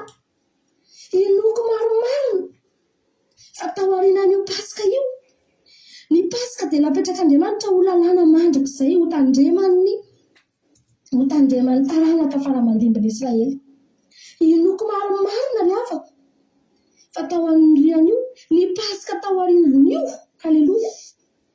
Novonoana tapifaliana mihitsy ny zanak'ondry, tapiravoravoana mety tao anatina ranomaso no hanina tamin'ny ranomaso mpifaliana ary nahatsiarovana hoe tamin'ny alalan'ity zanak'ondry tsy misy kilema ity nge no namonjena antsika re olona. Tsy maintsy ny fampatsiaro ny vahoaka tadidinareo ve tamin'ny herintaona ohatran'izao, fa zao avy nataontsika ity ny namonjy antsika. Niova ny fihinanana ny pasika tamin'ny fotoana io ary havana malala fa nahandro sady ratsy ary io, tsy niova ny tsirony io, tsy niena tsiro ary ny lalàna tsy niova, fa nohanina tamin'ny alana mangidy ihany io, nohanina tamin'ny fadiny ihany io, fa ny fihinanana azy no niova satria olona efa avy niaina n'izany atao hoe fanafahana no entiny io zanak'ondry tsy misy kilema io tamin'ny herintaona lasa tahaka amin'izao. Ravana malala tianao Andriamanitra, ary tamin'izany fotoana izany dia efa nanomana famonjena ho antsika Andriamanitra. Efa novolena tao anatin'ny sain'i Jesosy tao an-danitra tao fa ho fatenao. Notenenina foana, nezahana ny soratana foana izany teny izany. Ny mpaminany dia nilaza ry havana, nilaza ny fahafatesan'i Jesosy ange ny mpaminany. Raha tsy tenitsika afa-tsy ny mpaminany Isaia ohatra fotsiny ohatra no vakitsika. Isaia 7:20 fantatsika tsara ny tantara ny zavatra voasoratra. Hoy ny ten'Andriamanitra ao amin'ny Isaia 7:17 natao tsinitsinina sy nolavon'ny olona izy, lehilahy ory sady zatra fahoriana, ary tahaka izay tsy tiany ny olon-kojerena akory izy. Natao tsinitsinina izy ka tsy mba hanao antsika, nitondra ny aretintsika tokoa izy sady nivesatra ny fahoriantsika. Kanjo isika kosa nanao azy nokapohina sy nasian'Andriamanitra ary napahoriana. Nefa izy dia voalefina noho ny fahadisoantsika sy notorotoroina noho ny herontsika. Ny fampizaliana nahazoanantsika nahazoantsika fihavanana no nahamelezana azy, ary ny diakapoka taminy no nahasitrana azy. Haleloia. Notenenina tamin'i Jesosy foana ny zavatra izany. Naverimberina tao anatin'ny sainy tao an-danitra tao foana. Notenenindreo mpaminany rehetrarehetra ireo. Zao avy ny fotoana tsy maintsy ho atolotra eo an-tanan'ny mpanota Jesosy. Ho vonoina Jesosy dia efa nizarina teoria koa Jesosy tao an-danitra tao angely afany. Nozarina maheno an'izany foana ny sofiny tao, mba tsy ho tapohan'izany tsony izy rehefa tonga ety, mba tsy ho surprise aminy tsony ny zavatra iainany rehefa tonga ety. Haleloia. Miaina an'ilay izy sisa nataony, fa ny teoria rehetra efa voatenin'ny mpianatra mialoha daholo, efa fantany mialoha tany an-danitra izy dia efa nafantatra an'izany. Ary dia tanteraka taminy mipasika tany amin'ny Eksodosy fa izy ilay zanak'ondry tsy misy kilema, novonoina, maty, ary nanafaka antsika tao anatin'ny fampahoriana. Nanafaka antsika tamin'ny fangedzan'ny Egyptiana, nanafaka antsika tamin'ny aretina sy ny fahotana sy ny zavatra maro sy ny geza sy ny fatorana rehetra. Haleloia. Mbola tsy miova izany mandraky tiany androany. Ny fihinanana ny pasika rehefa na tsy mbola miova. Raha ny teny Andriamanitra fa ho anao hatramin'ny fadiny dia tena ho anao hatramin'ny fadiny. Zary havana ho anao hatramin'ny fadiny io. Tamin'ny voalohany tokoa somary kivy ianao, somary nangidy ihany hoe zao ve Andriamanitra no mivavaka manaradia anao, betsaka loatra izany zavatra tsy atao izany. Reny ange ilay fadiny ry havana, betsaka loatra Andriamanitra izany zavatra hoe ialako izany, afoko izany ka reny ange ilay mihinana ny fadiny ry havana. Fa tamin'izany aloha mbola teoria no nahafantarako, tsy mbola nahitako, tsy mbola afaka, tsy mbola afaka, tsy mbola niainako ny fahafahana, tsy mbola niainako ny liberté, tsy mbola niainako izany atao hoe mandray valim-bavaka sy fahagagana avy amin'Andriamanitra, fa nataoko fotsiny aloha no hanina hatramin'ny fadiny mety tamin'nympomonimononana tamin'ny voalohany hitandrina sabata ve za Andriamanitra hiala amin'ny fijejejona ve za Andriamanitra sy hihinana an'izao ve za Andriamanitra ohatran'ny peloty izany fa tsy mbola nahita vokatra aloha za tahaka nrehetra zanak'Israely rehetra tsy mbola nahita vokatra aloha fa natao fotsiny fa rehefa nahita amin'izay aleloia arakaraky ny nanatona no nahitana fa tao aorianan'izay ry havana malala ankehitriny miteny aminao fa fifaliana ho anahy ny mihinana an' Jesosy miaraka mihinana amin'ny fadiny mihinana ny zanak'ondry miaraka amin'ny fadiny hohaniko am-pifaliana hohaniko an-dranomaso hohaniko amin'ny fifaliana sy ny fiderana ny hafana satria fangatro fa raha tsy io tsy ohatr'izao raha tsy io tsy voavonjy raha tsy ny amin'ny alalany zanak'ondry tsy misy kilemio tsy ohatr'izao ny fiainako aleloia asa eto miteny aminao hohaniko miaraka amin'ny fadiny any Jesosy tsy asiako tavela fa hohaniko am-pifaliana inona ny zavatra ny ataoko rehetra ny hafana ny ataoko rehetra ny ataoko am-pifaliana ho any Jesosy satria fantatro fa raha tsy io tsy voavelany eloko raha tsy io Jesosy sy io zanak'ondry tsy misy kilemio efa matin'ny Egyptiana ohatr'izay tsy mbola tafavoaka tao Egypta ohatr'izay aleloia za koa androany teteny aminao te hampahery anao ho anao am-pifaliana Jesosy ho anao am-pifaliana aza tsina fimonomonona aza tsina fanontaniana aza mametraka foana ianao hoe zao ve Andriamanitra mavesatra amiko zany fa ataovy aloha na mbola tsy nahita ianao fa rehefa mahita ianao isy maminy aminao io isy tsirony aminao io ho anao izay efa nahita haleloia ho anao am-pifaliana andao hifaly amin'ny fanomponan'Andriamanitra isika fa tsy misy tsara ohatr'izany ry havana tia anao Jesosy mino hafanampahery anao izany tenin'Andriamanitra izany androany voninahitra ao an'Andriamanitra irery any haleloia amen haleloia mankasitraka indrindra any mampionitsika tao anatin'izay toriteny mahafinaritra mampiaina pasika be iaina pasika mihitsy tsika androany haleloia tsy maninona izany pasika moa misy aminareo manontany hoe reovina amin'ny pasika omena anareo tsy ela ny datin'ny pasika tsika amin'ny 2024 io mafinaritra misy aminareo sady efa mandefa mesazy haleloia ahoana pastera rovina amin'ny pasika fa tonga dia efa metraka congé zay dia n'izao mafinaritra zany ny atao fahavononana haleloia zany ny atao fahavononana zao sady efa manontany rovina mba hametrahana ny congé hametrahana ny vacances zany olo zany ny vacances ny apetrany anaovany pasika fa tsy andehanany eny amin'ny plage tsy ratsy akory mandeha eny amin'ny plage fa tsara lavitra ihany koa ny pasika tahiny tompany izay olona izay fa eto izy miaraka amintsika eto haleloia tsy haiko rehefa hitan'izay mesazy mivaliko aminazy ihany zay fotrany tahiny tompontsika Exodosy 12 dia ny momba ny pasika tokoa io matetika ity teny ity torintsika rehefa pasika nakeo vakitsika le teny amin'ny anaran'i Jesosy verina vakiana ny teny rehetra ny vakiny mampionina teo ny soramady dia ny pasika sy ny lozam-pafolo izay nahafatin'ny lamatoa rehetra tao Egypta lamatoa rehetra tao Egypta andiny voalohany ary Jehova niteny tamin'i Mosesy sy Arona teo amin'ny tany Egypta ka nanao hoe ity volana ity no voaloham-bolana ho anareo ka dia voaloham-bolana amin'ny taona ho anareo izy mitenena anareo amin'ny fiangonana dia ny Israely rehetra ka manaova hoe amin'ny andro 10 amin'ity volana ity dia aoka samy aka zanak'ondry ray avy izy rehetra araka ny fianakaviany dia zanak'ondry ray avy ho an'ny isan-trano aleloia ary raha vitsy loatra ny ray trano ka tsy mahalany zanak'ondry ray dia aoka izy sy izay namany fanakaiky trano aminy aka arak'izay isan'ny olona rehetra samy araka izay tokony ho laniny avy no anisanareo ny zanak'ondry tsy misy kilemo dia laza iray taona no alainareo amin'ny ondry na any amin'ny osy izy ary ho tehirizinareo izy hatramin'ny 14 ty volana ity io ny 14 ny volana Nisanina any hoe ilay pasika dia hamono azy amin'ny hariva ny fiangonana dia ny Israely rehetra ary analany ny rà isika tsy mihinana rà rehefa mamono akoho nareo na mamono ondry nareo na mamono omby nareo a dia tsika tsy mihinana ra zany ny tsy rahantsika nireny dodain reny fa rehefa azavaiko foana moa zany fa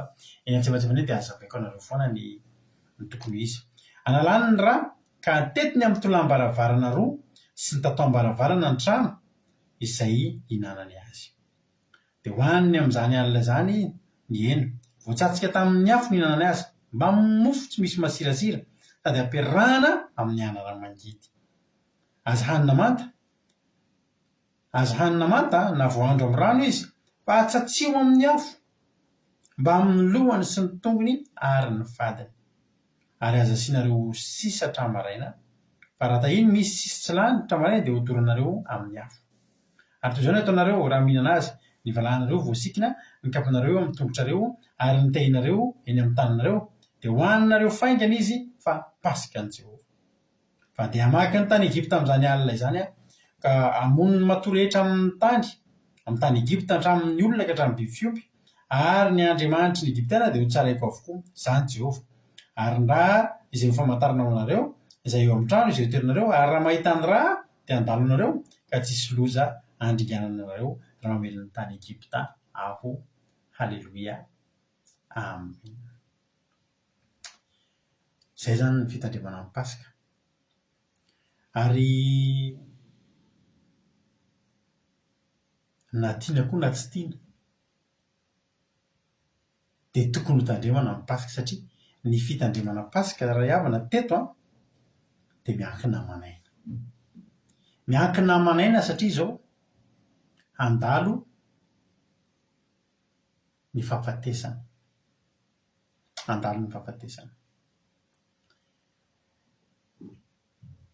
misy ratsy noho ny maty ve na dia ny fieritreretanao fotsiny hoe fahafatesana ny andalo ao ny arovana amin'ny fahafatesana dia ny fihinanako an'ity zavatra ity tsy dia maty tsy zavatra maty ihinana ireo zavatra nytenena rehetrarehetra izao ondry a tsy videna akory zany ny ondry fa izy ondry iny fotsiny a dia tonga dia atsatsika amin'ny afo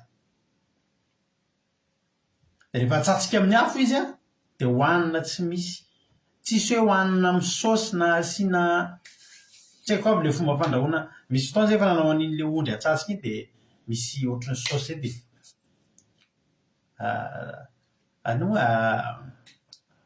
hosorana an'iny aloha le izy afa-tsara tsiro azy tsisy an'izany inona no miara hohanina amin'le izy mofo tsy misy masirasira mofo matsatso be zany dia miaraka amin'ny anana mangidy zany hoe tsy natao aho ho sakafo an'ny mpitoloha mihitsy ny ty Pasika ity ary avako ary raha ny tena marina tsy mahate hihinana izany mahafinaritra ilay tenin'Andriamanitra ny zaraina teo a Isaia 7:5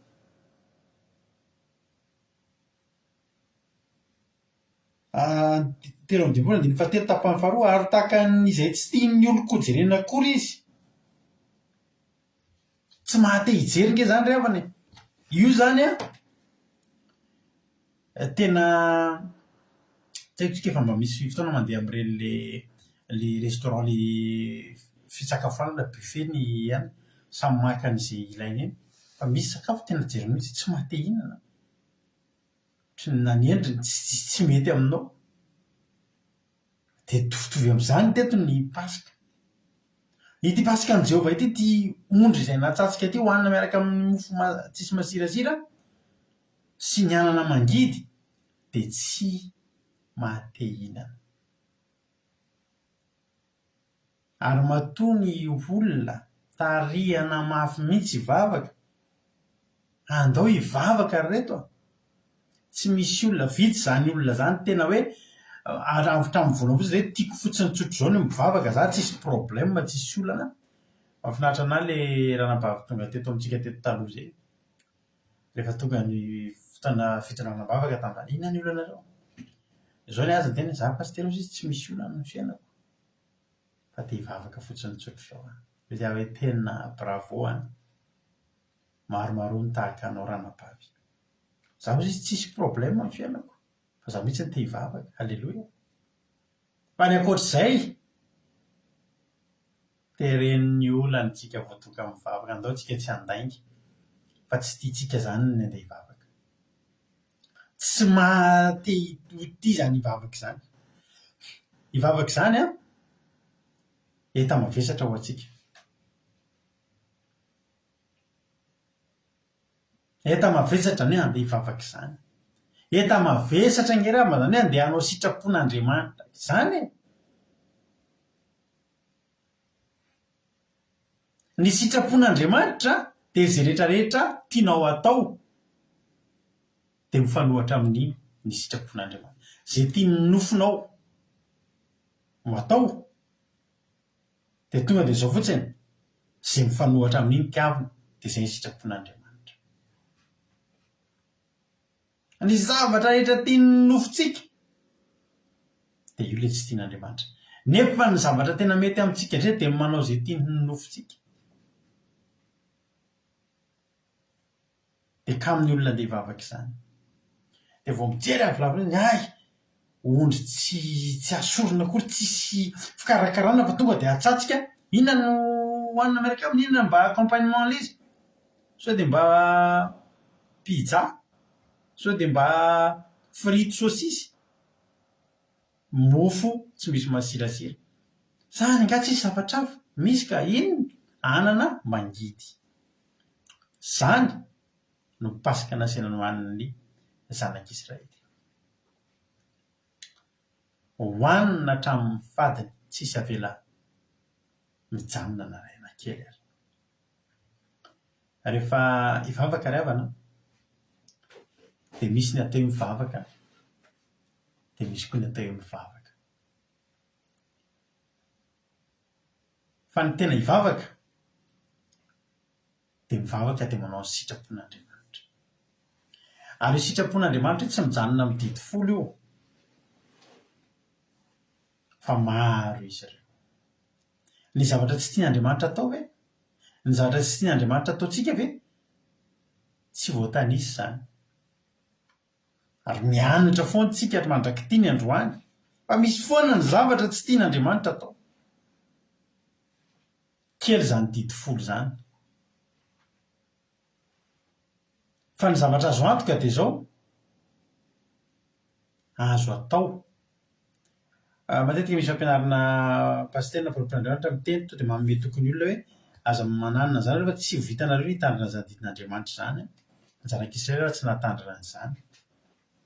Nefa ve Andriamanitra ry havana nanome antsika didy dia niteny hoe io ny didiko ka izay tsy vitanareo dia avelao.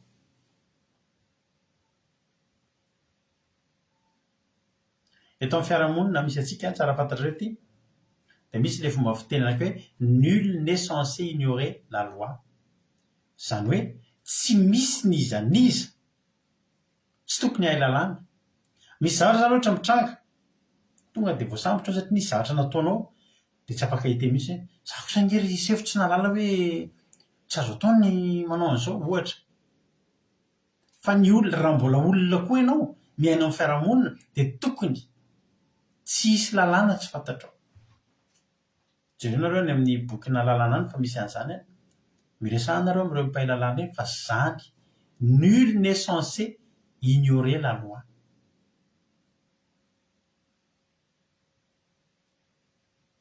Le loi io nefa lohan'ny zanak'olombelona.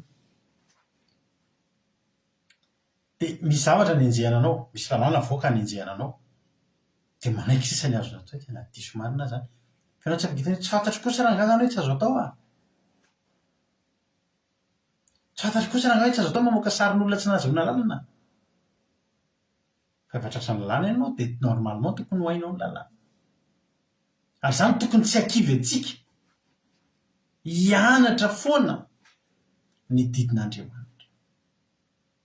Hianatra katoa aza mionona amin'izany nareo raha vao mivaha amin'izay zavatra anankiray izay hoe sa io rangahy sy ny zanak'Israely tsy nahatandro izany io fa izy tsika ny hatandreo dia tsotra fotsiny tsy hitandrina amin'io, tsy ezaka hitandrina amin'io ianao na dia iray aza.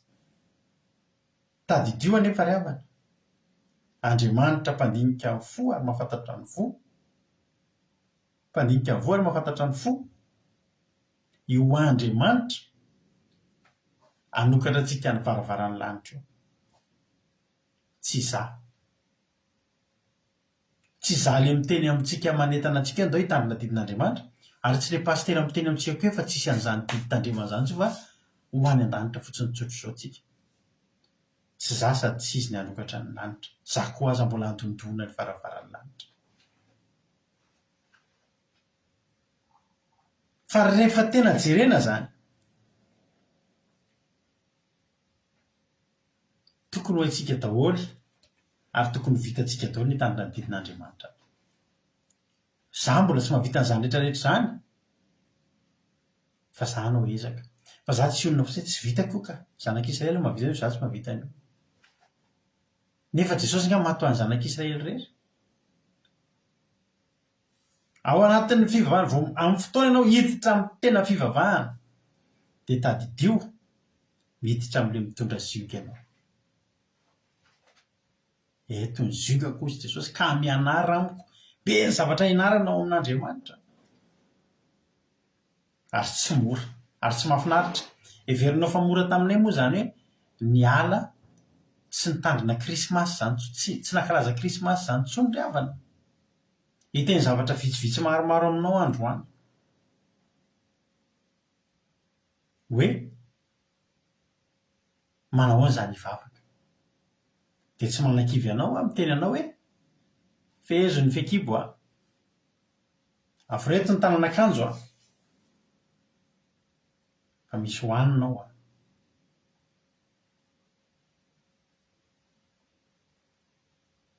taloha zay vanomboka hivavaka amin'izao fivazam-panahy zao zay ve mona lala nampandroso an'ireo mpanompon'Andriamanitra tadidiko mihitsy nampandroso an'ireo mpanompon'Andriamanitra tamin'izany tao any an-trano mba hivavahana ny trano andro efa nivavaka elaela zay ka efa mivavaka nomboka nivavaka tao am-piangonana efa entina mbavaka zany tonga tany an-trano zay mpanompon'Andriamanitra andro volana volana ohatr' izao ka ilay taloha io krismasy io dia tena fety tena hoe tena atao am-po dia vao misasaka ny volana novambra dia asiana sapin rehetrarehetra na misy hoanina na tsy misy hoanina dia atao ary krismasy zany dia tena fety tena ohatra mahatoritoro mihitsy taloha hoe 24 ariva zany ianao dia mitomany malahelo ianao raha mandalo olana hoe tsy afaka mividy akanjo tsy afaka mividy kiraro eritreretinareo fa izay mivady taloha boka ny trosa fa na inona trosa na inona tsy voaloha zany krismasy tsy vidy akanjo sy kiraro vaovao zany tsy possible zany ary rehefa tonga tao an-trano nefa mpanompon'Andriamanitra nahita an'ilay sapin dia somary ohatry ny nangarika ilay anankiray zay koa nahita azy tonga dia nangarika hoe dia maninona koa zao io dia hoaniny dia ho kitikitihana koa satria tamin'izany mantsy hoe nanomboka ny anatra zany tsy azo atao zao tsy azo atao zao tsy mety amin'Andriamanitra dia niditra tao an-trano zay dia ozizivitsy mampina dia inona koa dia krismasy sapin koa tsy ataony an-trano kosa tsy vita tsony zany be loatra kosa tafahoatra krismasy tsy atao tsy hitandrina krismasy tafahoatra loatra everinao mora moa zany hoe aty andafy ianao dia manao fety ny zanaky ny olona ny zanako koa tonga dia mpiazonao tsy manao an'izany krismasy zany satria tsy ara-baiboly zany tsy mora zany miala amin'ireo teny mampina teo fijejojona ary vehivavy tena miaritra amin'izany zavatra zany miala amin'izany hoe lamody pataloha jupe fohy ny endrika mamirapiratra rehetrarehetra miala amin'izany rehetrarehetra zany satria zao inona le endrik'ile pasika hohanina eto hohanina miaraka amin'ny mofo tsisy masirasira sy ny anana mangidy ange Jesosy kera miresaka ny lanitra dia miteny fa etsy tery ny lalana makany ry afaka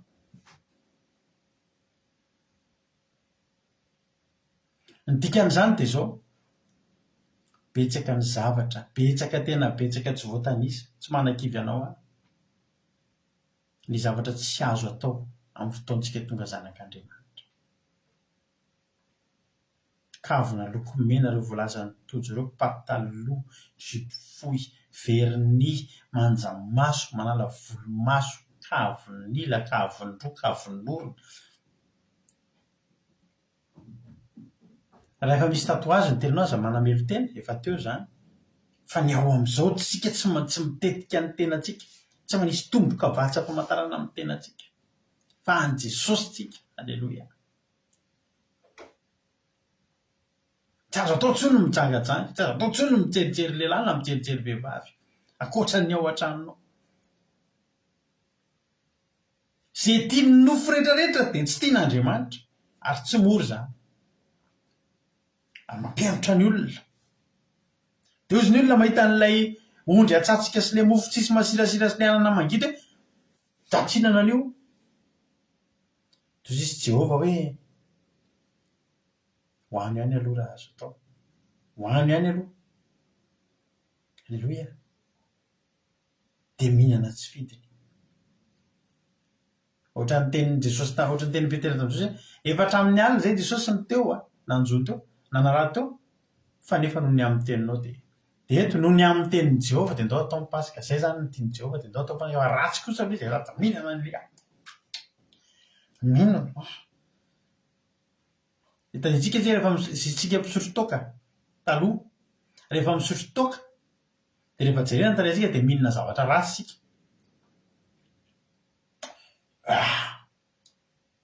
Ratsy ao hoanitsika ihany. Mamaika iny toaka iny. Taloha ny kopena ny ahy taloha rehefa misotro toaka dia kopeko zavatra mamimamy fa mampifaitra loatra. Dia kopena coca kely na dia mba azoazo. Tahaka izany mety endriky ny olona nihinana pasika tany. Tsy taria kely daholo mihinana an'ilay izy satria tsy tsara. Tsy tahaka an'ilay ondry hohanina isan'andro. Ary ity ondry anankiray complet be ho an'ny tokantrano anankiray. Satria tongony fotsiny hohanina hatramin'ny fadiny. Be ry havana ny zavatra tsy mety intsony rehefa tovy amin'Andriamanitra izay. Za teniko anareo tena mpankafy mozika dia zahako zanak'antitra dia tena tia be ary tena mankafy reto karazan-kira reto.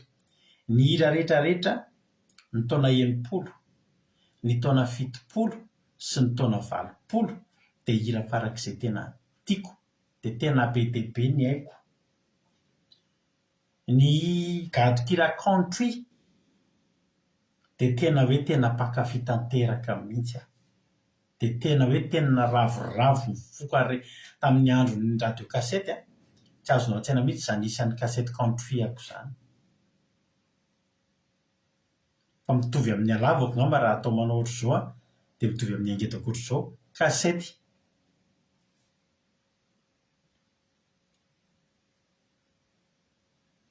Dia misy fotoana tsika izao rehefa mihaino hira dia hira fiderana ny hainotsika satria izay no manome voninahitra an'Andriamanitra. Misy fotoana rehefa mandeha dia rehefa eny ambony tomobily eny dia hira fiderana foana. Mihaino YouTube dia rehefa tsy mihaino toroteny dia mihaino hira fiderana foana. Dia mihaino hira dia efa misy playlistako foana dia mihaino an'ireny. Fa misy fotoana rehefa tena mandeha lavitra dia ampiasaiko ny telefonina. Dia ampiasaiko amina application hafa resaka GPS ny telefonina ohatra dia tsy afaka mihaino hira fiderana izay dia mihaino radio. Dia misy radio izay mba fihainoko radio mahafinaritra atao France izay tena radio nostalgie izay satria iny hira taloha daholo no hainao amin'ilay izy. Dia misy hira tiako be izay taloha henoko nandeha tamin'ilay radio. Merci izay ny titre izy, hiran'ny Johnny Hallyday. Tena hira tena tiako araka hirany hira tiako iny. Dia nandeha izay hira izay, merci izay ny titre. Dia tena tonga dia mitamberina, misy mitamberina zavatra ohatran'ny hoe tiako be ilay hira dia tapahako ilay radio.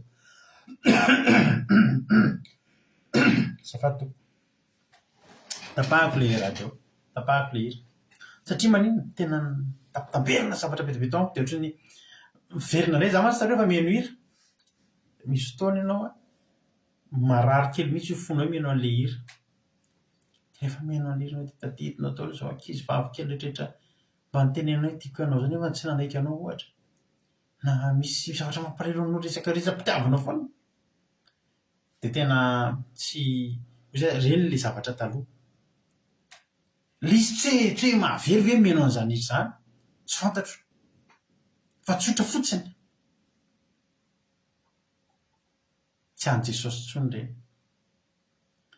ary zao tontolo zao reny isika nefa asian'Andriamanitra mifandrafy amin'izao tontolo zao mahavery any amin'ny elo ary ve ny mihaino hirany Johnny Hallyday ohatra tsy fantatro tsisy an'izany eo amin'ny baiboly fa ny ao amin'ny baiboly kosa dia miteny aoka anareo tsy ho tia izay tia dia tsy tia izao tontolo izao dia hitanao mihitsy ny hoe raha misy olona eo akaikinao dia miteny amin'ny hoe tena ejala be zany fivavahanareo izany fa tena ohatrany tsisy inona azo atao tsony eny ry havana betsaka ny zavatra mbola azo atao fa betsaka koa ny tsy azo atao tsony satria nahoana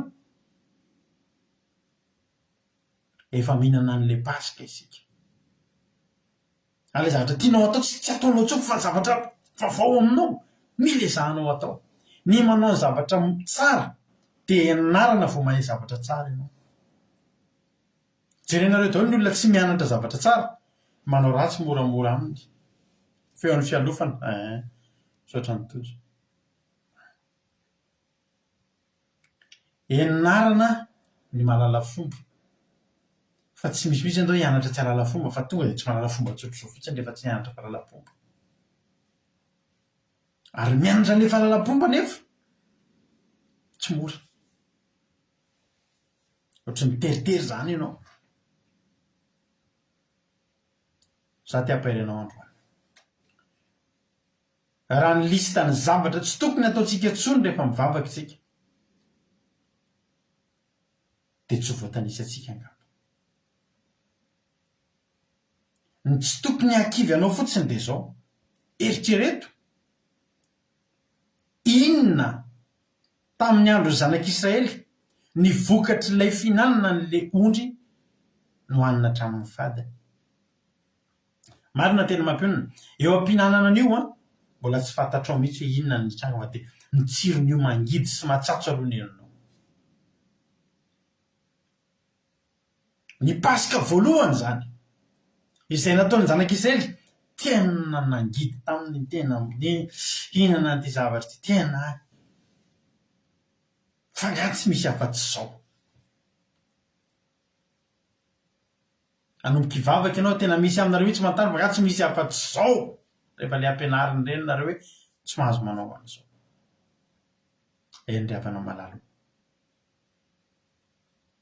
fa rehefa ny fo halleloia eo am-pihinanana an'iny no mangidy a eo am-pihinanana an'iny no matsatsotsatso a eo am-pihinanana an'iny no ratsiratsy tare mihitsy ianao mihinana sy mikaikitra azy na ny anana hiakampanina azy aza mangidy ny zavatra hoanina miaraka amin'le hoanina miaraka amin'ny fadiny a mbola matsatso sy mangidy ihany koa fa zao ty misy zavatra anankiray ampahirezako aminao avy nihinana an'iny ny olona eo am-pihinanana an'izany izy misy zavatra mitranga any an-tokotany any zao aloha ny zavatra nitranga talohan'io io ondry natsatsika ny vonoana io a ny rahan'io natatao teny amin'ny tolam-baravarana roa sy tamin'ny tatao-baravarana eto ambony varavarana sy amin'ny tolanana roa nihinana an'le izy ianao mety nihika mihitsy ianao nihinana azy ny didin'Andriamanitra ndray mampihika ary matoa mihitsy ny miverin-dalana dia tsy mora ny mitandrina didin'Andriamanitra mandra-pahitanao ny folo maraina ianao ny folo maraina zanak'Israely teto velonaina daholo ny zanak'alahy rehetrarehetra lamatoa ny folo maraina misy sy midradradratra ny anaty tokantrano any fa ny tamin'ny alina aloha teo am-pinanana lay pasika dia nisy zavatra nitranga tany atokotany tany dia eny mihitsy teo amin'ny varavata ohatry nisy zavatra fanahy fahafatesana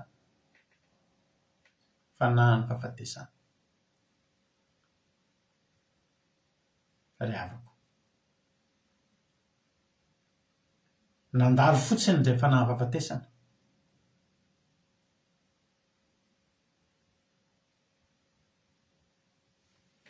Alleloia. Eo aloha anao dia efa manomboka misy tombony anao. Mbola eo am-pihinanana pasika dia manomboka fantatrao ny tombony hinananao ny pasika. Ny pasika mbola tsy laninao fa ny ra efa eo amin'ny tolam-baravaranao. Mbola tsy nivokatry ny pasika. Ny vokatry ny pasika raha piso maraina vao hitanao. Fa ny vokatry ny ra io alina io eo am-pihinanana ny pasika ianao dia efa mijery an'ilay ondro hohaninao dia efa manomboka misaotra tamin'ilay ra fa izany ny vokatry ny ra mandalo fotsiny ny fanahy fahafatesana. Hoy Jehovahandriamanitra,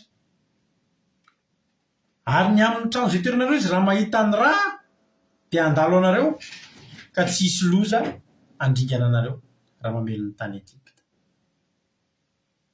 Eo am-pihinanana pasika mbola mangidy ny vava mihinana azy fa manomboka mahita ny vokany dia ny vokatr'ilay ra na tonga n'ity ondro ity maty na tonga n'ity ondro ity hohanina tsy maintsy ondro maty ny alohan'ny nahafatesana izy ity nalatsaka ny rany. Izany ny vokatry ny ra mandalo fotsiny ny fanahy fahafatesana. Lany amin'izay iny mifo ianao ny maraina reo nareo mianakavy samy velonaina. Izay rehefa amin'ny hariva dia falifaly be mihitsy ny ahako misaotra an'Andriamanitra rehefa mivavaka amin'ny hariva aleon'ny sakafo. Faly misaotra Jesosy rehetra izay eny mianaka. Halleloia. Samy nandeha nivoaka tany tsisy tsy tafody. Halleloia. Tsisy tsy tafody. Ny zanaka ireo manao kantina any am-pianarana mijanona am-pianarana ny tontolon'ny andro. Misy amin'ireo mandeha taxi mody sy mandeha, misy amin'ireo mandeha bus, misy amin'ireo alaina. Samy fomba fitaterana daholo izany. Izay mivady samy mitondra automobilina mandeha miasa, samy tafody soamantsara. Tsy misy nanao accident rehetra taminay mivady, tsisy naritsak'olona, tsisy tapaka frein nanao accident nivadika, tsisy izany. Na aviorana na misy lanezy na malama ny lalana na maninona. Faly be mihitsy ianao. Izany rehefa amin'ny alina mivavaka sakafo dia tsy ny sakafo ihany ivavahako fa hisaorako an'Andriamanitra. Misaotra Jesosy fa rehetra izay eny mianaka. Fikao kely no masoko ireo daholo. Alleloia. Misaotra Jesosy. Reo zareo. Alleloia. Rehetra izay eny mianaka. Alleloia. Avy nihinana pasika izany. Mifoha ianao ny maraina. Reo nareo. Na ny lamatona inga afara. Reo nareo. Any ambadika any nefa misy tabataba midradradratra. Vojaisa zanako e. Maty ny lamatoa, maty ny biby fiompy. Eo vao manomboka tsapanao.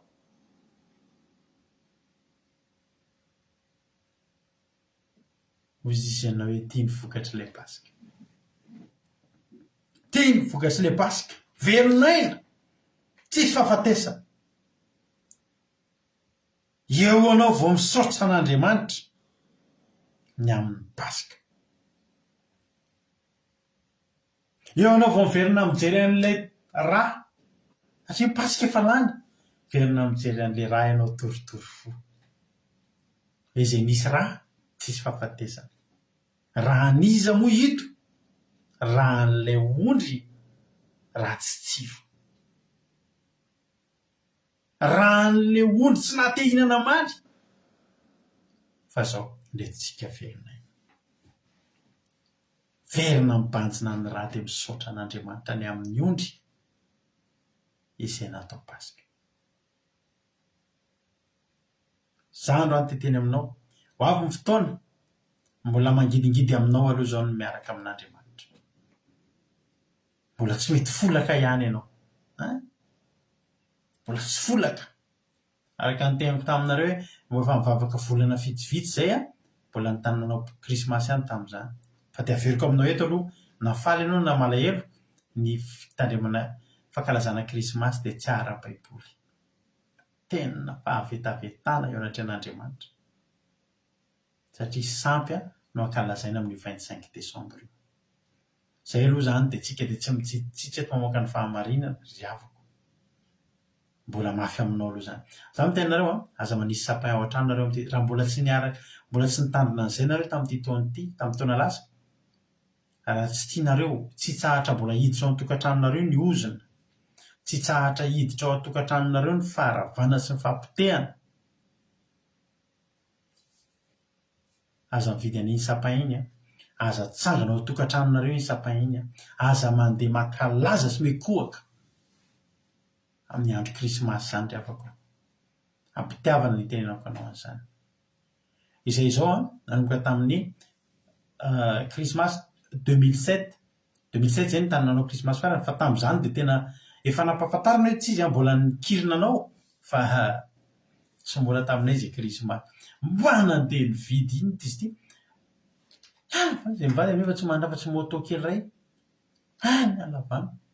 Nandeha moto zay andray ny tsena rena akanjo roa arina be zay. Azo ny akanjo avao sy ny kiraro avao fa nanovoaka ny trano nanao izy tsy mbola miafina tamin'izany.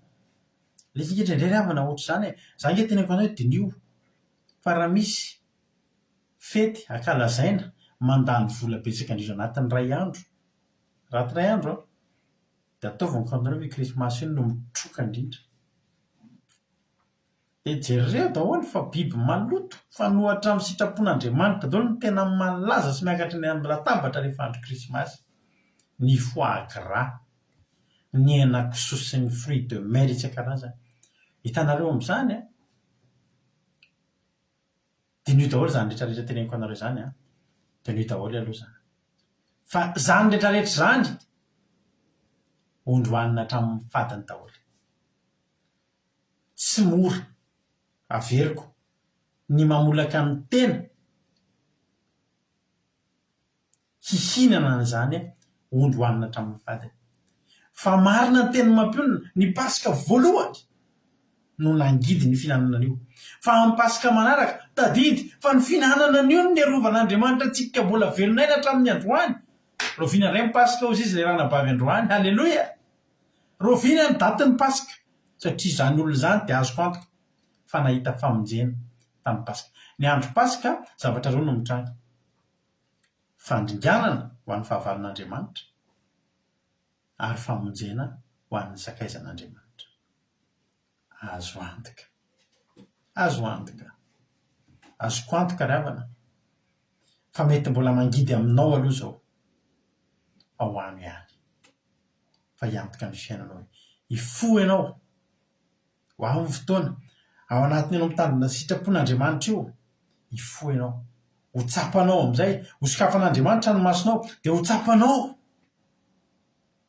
ny vokatry ny fihinananao, fandehananao araka ny sitrapon'Andriamanitra dia hisokatra ny masonao. Misy fitratratratrana ny ivelany ihany ao aminao tsy avelan'Andriamanitra hisy fitratratratrana zany. Misy marary ihany ao atokantranotsika ekehany zany fa tsy misy fitratratratrana ary tsy misy fahafatesana. Ry havako, ho any any alohan'ny pasika. Amin'ny pasika faharoa tsy ohatra n'io intsony ny paozinao mihinana an'ilay pasika fa satria efa hitanao ny vokany. Taloha ny ry havana zany hitandrina sabaty zany ny anay tena navesatra ho aho. Zaho teneniko anareo andro sabata zany ny tena mampandeha ny businessiko indrindra taloha. Rehefa taloha zany ankoatra ny azako tany am-piasana dia manana magasin za dia manana, hitanao mitazona an'ireny le misy partie an'ireny station service ireny tazomiko, géreko zany tamin'izany. Dia sady manana magasin za mivarotra kojakojam-piarakodia. Dia rehefa sabotsy tsy miasa any amin'ny fiasana misy dia eo amin'io sabaty io manomboka ny maraina vao fo maraina be tsy mitsahatra idiram-bola pahalin'ny andro ka eo amin'ilay station service mandeha hatramin'ny alina dia misy mpanao pneu dia mihodina andro aman'alina. Dia io sabaty io sabotsy zany tena fotoana tena business dia sady mivarotra tomobila tamin'izany, manafy tomobila 2 isaky ny sabaty ny 3 taloha. fa rehefa nanomboka ny vavaka de ozy ny ten'andriamanitra hoe tandrema ny andro sabata de ny andro sabata ray manontolo ianao a mitandrina sabata tsy miasa manokana fotoana hitandremana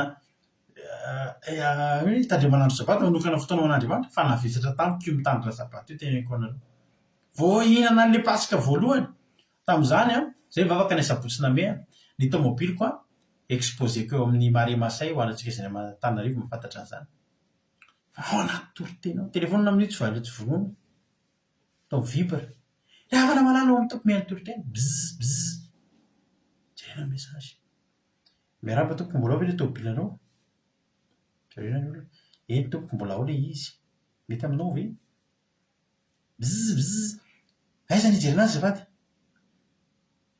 eny amin'ny mare masay eny tompoko zao ny lokony de zao numéro any rehefa tonga eny aka mety aminao de tenenao azafady loka lasa mesazy alefa vita de misy tany Jeso telefônina za misy de fantoka rehefa mero le telefônina vibra anaty telefôna anaty paosy bzz ema vibra efa eto zay tompoko mety aminay le tobila andraso eo fa ho avy eo a tompoko afaka 38 ho avy eo de misy taka manao fialan'ny jiosy ny olona vavaka za mbo tsy sady ohatra manodididedy loatra mitady WC sa misy taka ny Jeso misy ale mandeha mo tentady tsy nisy de miodina ny asa sady miodina no mivoaka ny varavara lasa avelomo amin'ny moto lasa vatra tomobile zany ny fianako taloha tsy foko mihitsy zany sabata zany mbola ninana an'le ondry niaraka tamin'ny fadiny aloha tamin'izany mbola nangidy eny lalany eo eny lalany misy azo adiny lasa voaka lasa leta any amin'ny masay misy azo fijaliana efa any amin'ny masay tonga any malafo tomobile misy mahazola de verina de verina vavaka vita ny toriteny efa fijoroba volombelona sy ny sisa de ohatran'le ny olona te hanaraka toriteny amin'ny vavaka be reny tena ny olona amin'ny kotsakotsa ny ranomaso zany io mampatsiambokava vatra tomobile satria maninona mbola zay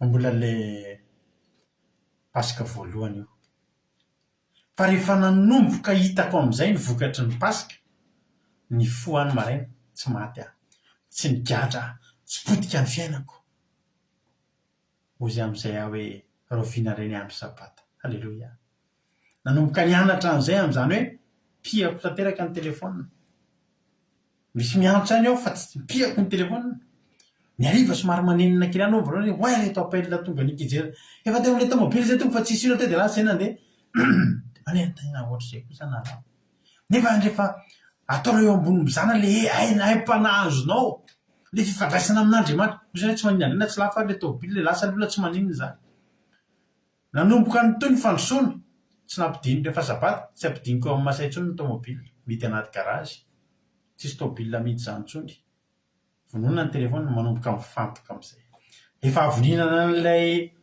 ondry atsatsika miaraka amin'ny fadiny tsy tsara tsy matsiro fa ny vokany mamy ny vokany fiainana maty ny lamatoan'ny mpanan-karena indrindra tao Egypta tsy voatazo ny arenany satria Jehova tompony maro mpanjaka tompony nandalo fa Jehova kosa nahita ny raha de tsy nikitika ny fiainako farao voakitika av'izay ny zanak'Israely tsy voakitika teo voatsapan'ny olona ny mahazava-dehibe an'izany pasika izany teo voatsapan'ny olona ny mahazava-dehibe ryavana ny nanana le pasika ohatran'ny ratsy be Isaia 53 vereko vakina ihany fa mahafinaritra ny teny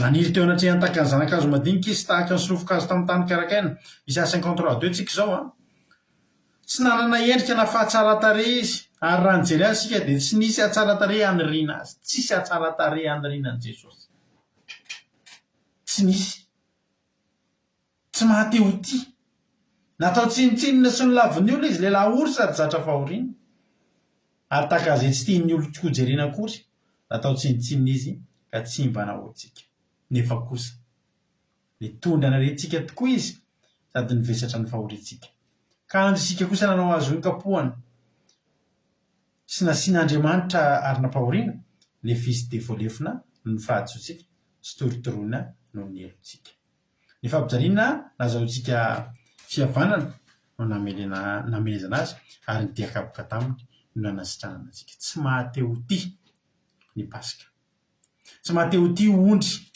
izay tandidon'i Jesosy io fa ny vokany fiainana ny vokany tsisy fitradradradrano ao tokantrano misy anareo mijory vavolombelona raha hatramin'ny vavahanareo vao mena izy fitradradradrana tao tokantramonareo nanomboka tamin'ny nivavahanareo nanakinanareo ny fiainanareo tamin'i Jesosy Kristy tompony sabaty lay filazantsara ny fahamarinana dia mbola nisy fahampotehana ny fiainanareo tsy ry havana ary zany vatokana iteny aminao androany hoe amin'ny voalohany io mavesatra amin'ny voalohany io mangidy fa ao amin'ny pasika faharoa fahatelo fahaefatra efa zary lasa traikefanao zany ary ozany hoe hoaniko indray satria nitondra fahasoavana eo amin'ny fiainako raiso Jesosy ho tompo sy mpamonjy ny fiainanao fiainana no atolotra Jesosy ho anao fa tsy fahafatesana samita iny tompontsika rehetrarehetra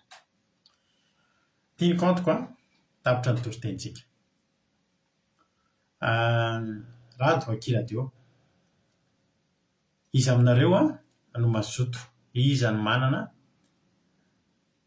iny amin'ny commentaire iny atsonareo fotsiny io messenger amin'ny messenger dia tafiditra anareo hatramin'ny nanarako fahamarinana sy fahasoavana dia ny avosa ny atrehako ny setra azy misaotra maheno soa tahiny tompo ianao maheno soa fa tsika hizara fahatsapana ny ataonareo fa mizara fahatsapana dia mizara inona ny zavatra nakasika anareo tao anatin'ny toriteny inona ny zavatra nandona anareo tao anatin'ny toriteny izay no zarenareo ao anatin'ny 2 minitra tahaka ny ty ataondra lalatojo ity ny tompo lalatojo inona ary ny fahatsapana azonao zaraina androany tojo Mikael. Dia mankasitraka pasitera amin'ny tenenana dia mankasitraka be dia be anareo mivady tamin'ny toriteny fa tena nahakasika sady nampianatra na azahoana ny toe-po mihitsy androany le toe-po nalovany zanak'Israely hoe amin'ny pasika voalohany mbola tsisy tafapatany na ngidy na mpisatro taminy tena mety menimena tao anatin'izay ahoany ty inona fa maninona zao na mety ampanontaniana betsaka fa nahakasika kely reo avy eo hoe tonga amin'izay maraina midradradratra tany Egypte fa tao aminy tsisy mahateteo tonga saina hoe ty le valiny pasika natao maly ty le zavatra mangidy no hoaninao maly ty le ohatr'izao dia tena nahakasika be anahy dia mikasitraka anareo mivady dia tainja sao taholy. Alleluia, mankasitraka be dia be tojo misaotra indrindra amin'ny fizarana fahatsapana mahafinaritra be foana fizarana fahatsapana fa dia mahereza dia tahin'ny tompo dia mahereza itojo misy aminareo hoe mbola hizara fahatsapana ary amin'ity androany ity raha mbola misy dia mbola afaka ampidirina izany raha tsy misy tsony dia hiditra any amin'ny hira fiderana isika amin'ny mara-paranantsika milona idirantsika mivavaka sy vavaka ho an'ny firenena raha tsy misy zara-pahatsapana tsony aminareo dia tongotsika diditra amin'ny mbola misy vesa tsisy tsony tsy misy tsony ndao atsika hihaino iry ndao ataontsika tirity hiaina pasikatsika io fa mbola misy alao asitsika sary ndao asitsika sary izy ary no manaranaraka ao matetika moa dizy menada foana no ao izy ary no mba tafiditra izy zara-pahatsapana eto anareo izay matsiaro izay mahay mitsatoka ao mba iza ny anankiray mitsatoka voana rehefa tsy tojo dia iza no matetika mijoro miditra mizara-pahatsapana eto aza mbola miteny loha ianao raha nabavy fa aleo aloha misy hitsatoka anankiray mba sisika kilalao kely izy ary ny ao raha misy mahafantatra izy ary ny zara-pahatsapanao tsisy ny teny tsisy nahatsatoka ndao ary mentsika fitenenana misy mitena hoe Lina, misy mitena Ainglina Rodriguez, misy mitena hoe Mami, misy mitena hoe Ainglina Rodriguez na Tina Rakotarzaka. Andao ary Tina Ainglina Rodriguez anao ny fitenenana na vitanytsatoka ry Sandola sy ry Erika sy ry rehetrarehetra ireo a, anao ny fitenenana Angonina Rodriguez. Tain'i Jesosy pastera dia tain'i Jesosy tsika rehetra dia mankasitraka mihinana amin'ny fitenenana, mankasitraka be da be anareo vady a, fa tena hoe mampahery be ny tenan'Andriamanitra. Na tena nakasika be anazy zany hoe amin'ny voalohany zany ny fihinanana ny Paska, tena mety hoe mahafaitra mihitsy mangidy araka le hoe mangidy zany. Dia ny fialana le tenen'ny zoko mampino hoe ny fialana amin'ireny fahazaran'ny ratsy rehetra toetra ratsy reny zany reny le fihinanana Paska dia hoano hatramin'ny fadiny mihitsy hoe hoano Jesosy hoano amin'ny fifaliana. Fa rehefa tena nihinana fifaliana ke dia tena hoe fiainana mahafinaritra be ny tao ambadika izy amin'ny voalohany izy mety mahafaitra mangidy fa farakay tena mabe ny ao faralizy dia tena hoe nakasika sady tena hoe nampirisika hitombo hatrany indrindra ny amin'ny tsy fomonomonomana satria tamin'izao zany dia nisy ao fomonomonomana zavatra ratsy, zavatra mangidy, fa kay zany izy zavatra tena fiainana mahafinaritra be ny tao ambadika izy. Dia zay ny tena nakasika be dia tain'i Jesosy pastera, tain'i Jesosy tsika rehetra. Alleluia, amen. Alleluia, mankasitraka indrindra anao Ranabavy Rodriguez. Andriamanitra manaiky ireo mpahasoavana ne hamaly fitianao dia mitombositra dia mitombo fahasoavana hatrany Angonirina Rodriguez. Mbola misy ao mbola misy hafa ao izara fahatsapana. Misaotra anareo mizara fahatsapana fa mahafinaritra be foana no rehefa mizara fahatsapana ianareo mampahery ny hafa. Miandry olona anankiray tafiditra ary tsika efa ao anaty appel izy amin'izao fotoana izao. Tahiny tompo ary afaka miteny ve Ranabavy Suzelle, anao ary ny fitenenana inona ny fahatsapana voarainao androany Suzelle? Mankasitraka pastera nanome fitenenana tahiny tompo daholo tsika rehetra. Dia misaotra betsaka anareo mivady mitondra ny toriteny fa tena nakasika sady tena mampiorina be ny toriteny dia Jesosy ny hamaly fitianareo mandraka hariva sy ampitombosotra anareo pastera mivady. Amen. Ny fahatsapana nakasika androany pastera dia tena hoe tsy mora tamin'ny zanak'Israely tokoa no mihinana an'izany zanak'ondry hohanina miaraka amin'ny fadiny sy ny anana mangidy. Tena hoe tsy mora tokoa izany nefa dia ikoka ny vokan'izy ireo zareo rehefa ny fomaraina satria narovan'Andriamanitra tamin'ny fanahy fahafatesana. Halleluia. Dia tena marina tokoa izany fa tena izany tokoa no rehefa niditra tato anatin'ny fahamarinana dia tena hijoroko vavolombelona fa tena tsy mora tokoa no tamin'ny voalohany no naharaka ny sitrapon'Andriamanitra. Tena nieritreritra mihitsy aza hoe ho vita ve izany fa rehefa amin'izao fotoana izao ilay izy tena voamay ary tena fifaliana ho ahy tokoa ny tena hoe mitandrina izany didin'Andriamanitra sy manao sitrapony izany satria tena tsapa tokoa efa tena miaro Andriamanitra, tena tsy zavatra mampiayana izany fiainana fa tena eo ambany fiarovan'Andriamanitra tanteraka ny fiainantsika. Voninahitra ho azy irery ihany dia mankasitraka pastera. Alleluia, amen. Alleluia, amen be mihitsy. Mankasitraka indrindra anao Ranabavy Suzelle tao anatin'izay fizarana fahatsapana mahafinaritra be izay. Andriamanitra ny hamaly fitianareo tsirairay avy izay nizara fahatsapana teto tamin'ity androany ity. Tsika ary nao hira anankiray tsika dia hivavaka tsika aoriana izay dia hivavaka tsika ho an'ny firenena ihany koa rehefa avy eo. Mino finaritra daholo ary tahiny tompo.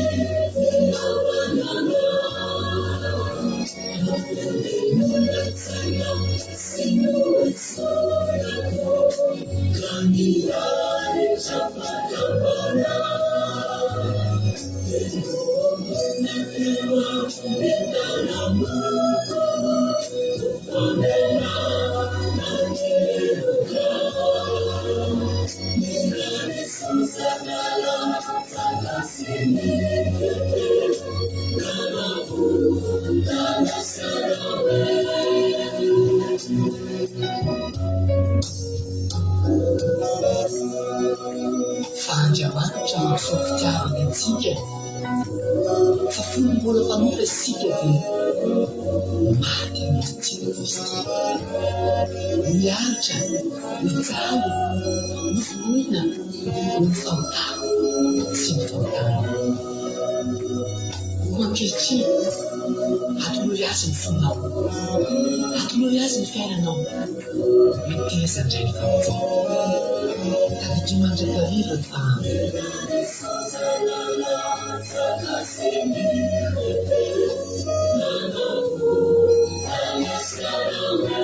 tadidry mandrakariva fa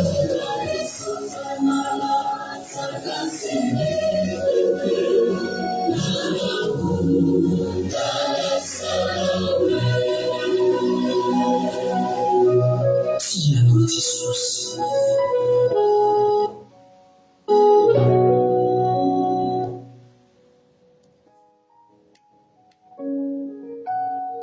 Amen Jesosy. Misotranao zay Jesosy ny amin'ny zany teny zany. Misotranao zay Jesosy ny amin'ny fahavitan'ny fandarana teto androany. Misotra Jesosy fa tsy tapaka ny fandarana no ny fahasoavanao rery ihany. Dia tahiry Jesosy zany teny zany mba paherana rehetrarehetra ary mivavaka manokana ho an'ireo izay rehetra vao manomboka hihinana anandrana ny Pasika, anandrana n'ilay ondry natsatsika ary mila hohanina hatramin'ny fadiny. Ianao Jesosy malalo. Sotra Jesosy ihany. Sotranao zay satria nanaiky sy teo anatrehanay ianao misaotra nanaiky ho aninay Jesosy misaotra fa tena navelanao nanandrana tokoa zay ariny za tena hita fa tena tsara ianao. Halleloia. Ny aminay Jesosy zay efa matsapa fa tahio reto mpanomponao mbola misy vao manomboka Jesosy mbola monembo izy vao manomboka hiditra ao zany lalambe amin'ny fanompona izany. Ataovy mihoatra noho izahay ahita ny vokatra tsara, vokatry ny finanana n'ilay ondry takany tsy mahate hijery, ondry takany tsy mahate ho tia. Avelao fotsiny anandrana Jesosy fa tsy misy anandrana ka tsy ahita fa tsara ianao. Manao ny voninahitra. Ta io zany teny zany mba hitoetra ty anatinay ho fiainana mandrakizay. Aza velanao voatsaingy ny vorona-piasa, aza velanao misy na overina dia litera ray ara ho latsaka. Fa ta io mba hiboboka loharano velona ty anatinay. Dia mivavaka ho an'izay rehetra tonga teto Jesosy tsy nizaniza tonga teto ka mandalo olana mandalo ady. Mba jereo akaiky izany olona zany Jesosy. Jereo akaiky ary mba hata io meo hery dia meo fahasoavana izy dia valio vavaka izy. Sy trano marary diovy ny boka fafaonitrosa ampaherezo fa mila anao reo. Matoa ny aritra navita ny aritory teto Jesosy tena mila anao reo olona reo dia mba valio vavaka izy. Ho anao ny voninahitra Jesosy dia raha laza saotra ny ho anao hatramin'izay dia mandrakizay. Misy saotra Jesosy malalo. Be ny tsy voalazako teto. Ianao malala ny masoa dia metra lavitra anao izay neritreretinay Jehovandriamanitra ao ataonao amin'reto mpanomponao reto. Misy saotra Jesosy io. Halleluia. Amen. Hivavakantsika amin'izao fotoana izao ndao mpandrosotsika ny anabavitsika Fabiola avy any Koweït izy no hivavaka ho an'ny firenena. Tany tompo $100 anao ny fitenenana. Halleluia. Dia mankasitrika indrindra pastera nanome fitenenana ka Jesosy daholo tsika rehetrarehetra izay mpanaraka tsika ity vavaka fiambenana ity dia mbola iray vavaka ary tsika riavana malala amarana ny fotoana sady vavaka ho an'ny firenentsika. Halleluia. Ry Jehovandriamanitra rena izay tsara indrindra ho reneva amin'ny alalan'i Jesosy Kristy mpamonjy anay ianao. Misaotra anao izay Jehovandriamanitra no fahasoavanao, misaotra anao ny famondramponao, misaotra anao ny fitiavanao sy ny fitantananao ny fiainanay ary indro misaotra anao tompo malaka fahatanterahany fotoam-bavaka tandroany fa tena hoe tanteraka sy lavary satria teto fanatrianao Jehovandriamanitra niarovanao ny connexionnay mba tsy tapatapaka mba tena hoe totosa sy lavorary ny fotoana tandroany ary misaotra tompo malala tamin'ny teny izay natoroanao mpanomponao tandroany fa tena hoe nahakasika anay ary nampianatra anay indrindra fa amin'ny fampianarana mikasiky ny Pasika Jesosy malala ho avy ny fotoana Jehovandriamanitra tena mbola hiatrika zany tokoa izay Jehovandriamanitra ary tena hoe nahakasika anay tokoa Jesosy malala tamin'ny voalohany niatrehan'ny zanak'Israely ny voalohany Pasika fa tena hoe tsy mora tokoa zany fa tena hoe tsy fantatra azy ireo fa ino ny hafaran'izany fa nefa tena niarovanao tamin'ny fahafatesana izy ireo tena niarovanao tamin'ny ratsy Jehovandriamanitra tsisy fidradradrana androany Jehovandriamanitra mba irinay koa zany Jehovandriamanitra tena vonona izay Jehovandriamanitra tena vonona hihinana fifaliana hihinana ny zanak'ondry izay voatsatsika amin'ny afo aidy hoaninay hatramin'ny lohany ny tongony ary ny fadiny Jehovandriamanitra vonona izay tena hoe foaniny amin'ny fifaliana zany Jehovandriamanitra ary tena hoe apetraka ny fiainanay eo am-pelatananao izay inona Jehovandriamanitra ny zavatra izay mety mandalo eo amin'ny fiainanay satria tena tsy mora tokoa Jehovandriamanitra amin'ny fiainana maha-kristiana. Betsaka ny mpanenjika, betsaka ny zavatra mety hisedra ina eo amin'ny fiainanay Jehovandriamanitra fa nefa Jehovandriamanitra tena hoe fifaliana foana Jehovandriamanitra no hisedrainay izany zavatra rehetra izany satria ianao le momba anay, ianao le miaro anay Jehovandriamanitra fa tena hoe fifaliana mandrakariva Jehovandriamanitra miaraka aminao satria ambadika izany rehetrarehetra izany Jehovandriamanitra tena hoe fiainana mandrakizay ka dia misaotra tompo malalo ary amin'izao fotoana izao koa tompo malalo dia tondram-bavaka ho an'ny firenenay tsy mba miafina aminao zany firenenay izany Jehovandriamanitra ianao no mahalala sy mahafantatra ny hevitra izay beranao zany firenenay izany ny firenenay tena hoe mahantra tena hoe betsaka ny zavatra izay sedrain'izany firenenay izany betsaka ny olana Jehovandriamanitra fa nefa Jehovandriamanitra ianao le tena hoe homba izy ireo tena anatanteraka ny ny sitraponao eo amin'ny fiainan'ny firenenay.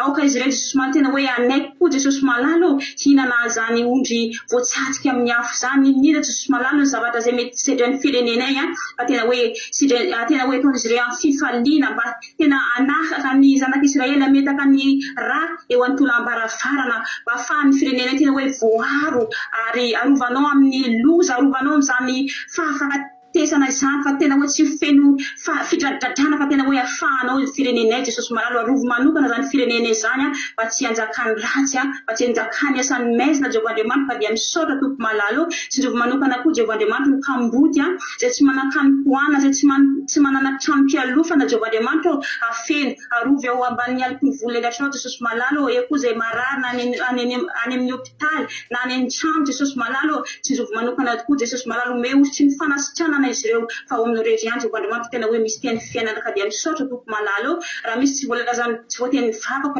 raha hitanao fa mahasoa anay Jehovah Andriamanitra dia tanteraho aminay zany Jehovah Andriamanitra voninahitra any eo anao regian Jehovah Andriamanitra raha isaraketsy Jehovah Andriamanitra dia ny fanatrianao tsy hisaraka aminay fa ombanay mandrakariva Jehovah Andriamanitra ary tahiko Jesosy malalo ny sabata masina zay atrehanay raha mipitso fa tena hoe feno voninahitra sy ny fanatrianao koa Jesosy malalo mankasitraka tompo malalo ho anao regian dera misaotra voninahitra hatramin'ny taloha indrindra ka ho mandrakizay raha toy zay mitianina mangina ity an'ity aniraka ny anjelinao masina koa ianao ary tobo mandinina anay iaro anay voninahitra ny eo anao regian. Halleluja, amen. Halleluja. Mankasitraka indrindra anao arana bavy Fabiola tao anatin'izay vavaka mamy sady matsio izay nentinao teo izay. Andriamanitra manankirepa-savina ny amary fitianareo rehetrarehetra misaotra ny $100 tamin'ny vavaka fanombohana, misaotra ny mampionana tamin'ny fiderana sy ny toriteny dia misaotra Fabiola tamin'ny famelabelana, misaotra ny rehetra ihany koa tonga niaraka taminay teto androany. Tampitra ny fandarantsika raha mbola tsy tonga eny amin'ny rahalanitra Jesosy ka tahiny tompo verina ny asoamantsaritsika dia rahampitsorentsika mioneto ao anatin'ny fotoam-bavaka. Maraina amin'ny sivitsika dia miaraka amin'ny rahalahy Jonathan sy rahalahy Tojo amin'ny commencement akiasy fampitinana toriteny. Araka ny toriteny teo raha mbola tsy nanandrana ianao an'izany hitandinandro sabata izany mba miaraka aminay. Manomboka amin'ny folora sasany maraintsika raha pitso dia miditra ao anaty commencement ao anaty Zoom tsika ny miaraka ao anatin'izay. Raha misy aminareo mba maniry hanandrana amin'izany mandevasa MP amiko ny maraina raha pitso hoe mba andefaso lien dia andefasako lien na Zoom ianao miara mitandrina sabata tsika. Tapitra indray zay amin'ny roa eo amin'ny roa sasantsika manomboka ny fotoam-bavaka sy ny toriteny sabata.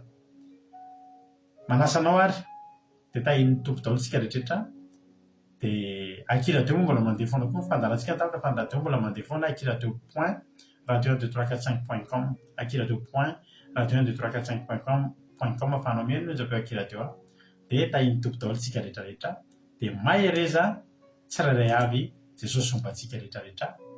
Halleluja, amen.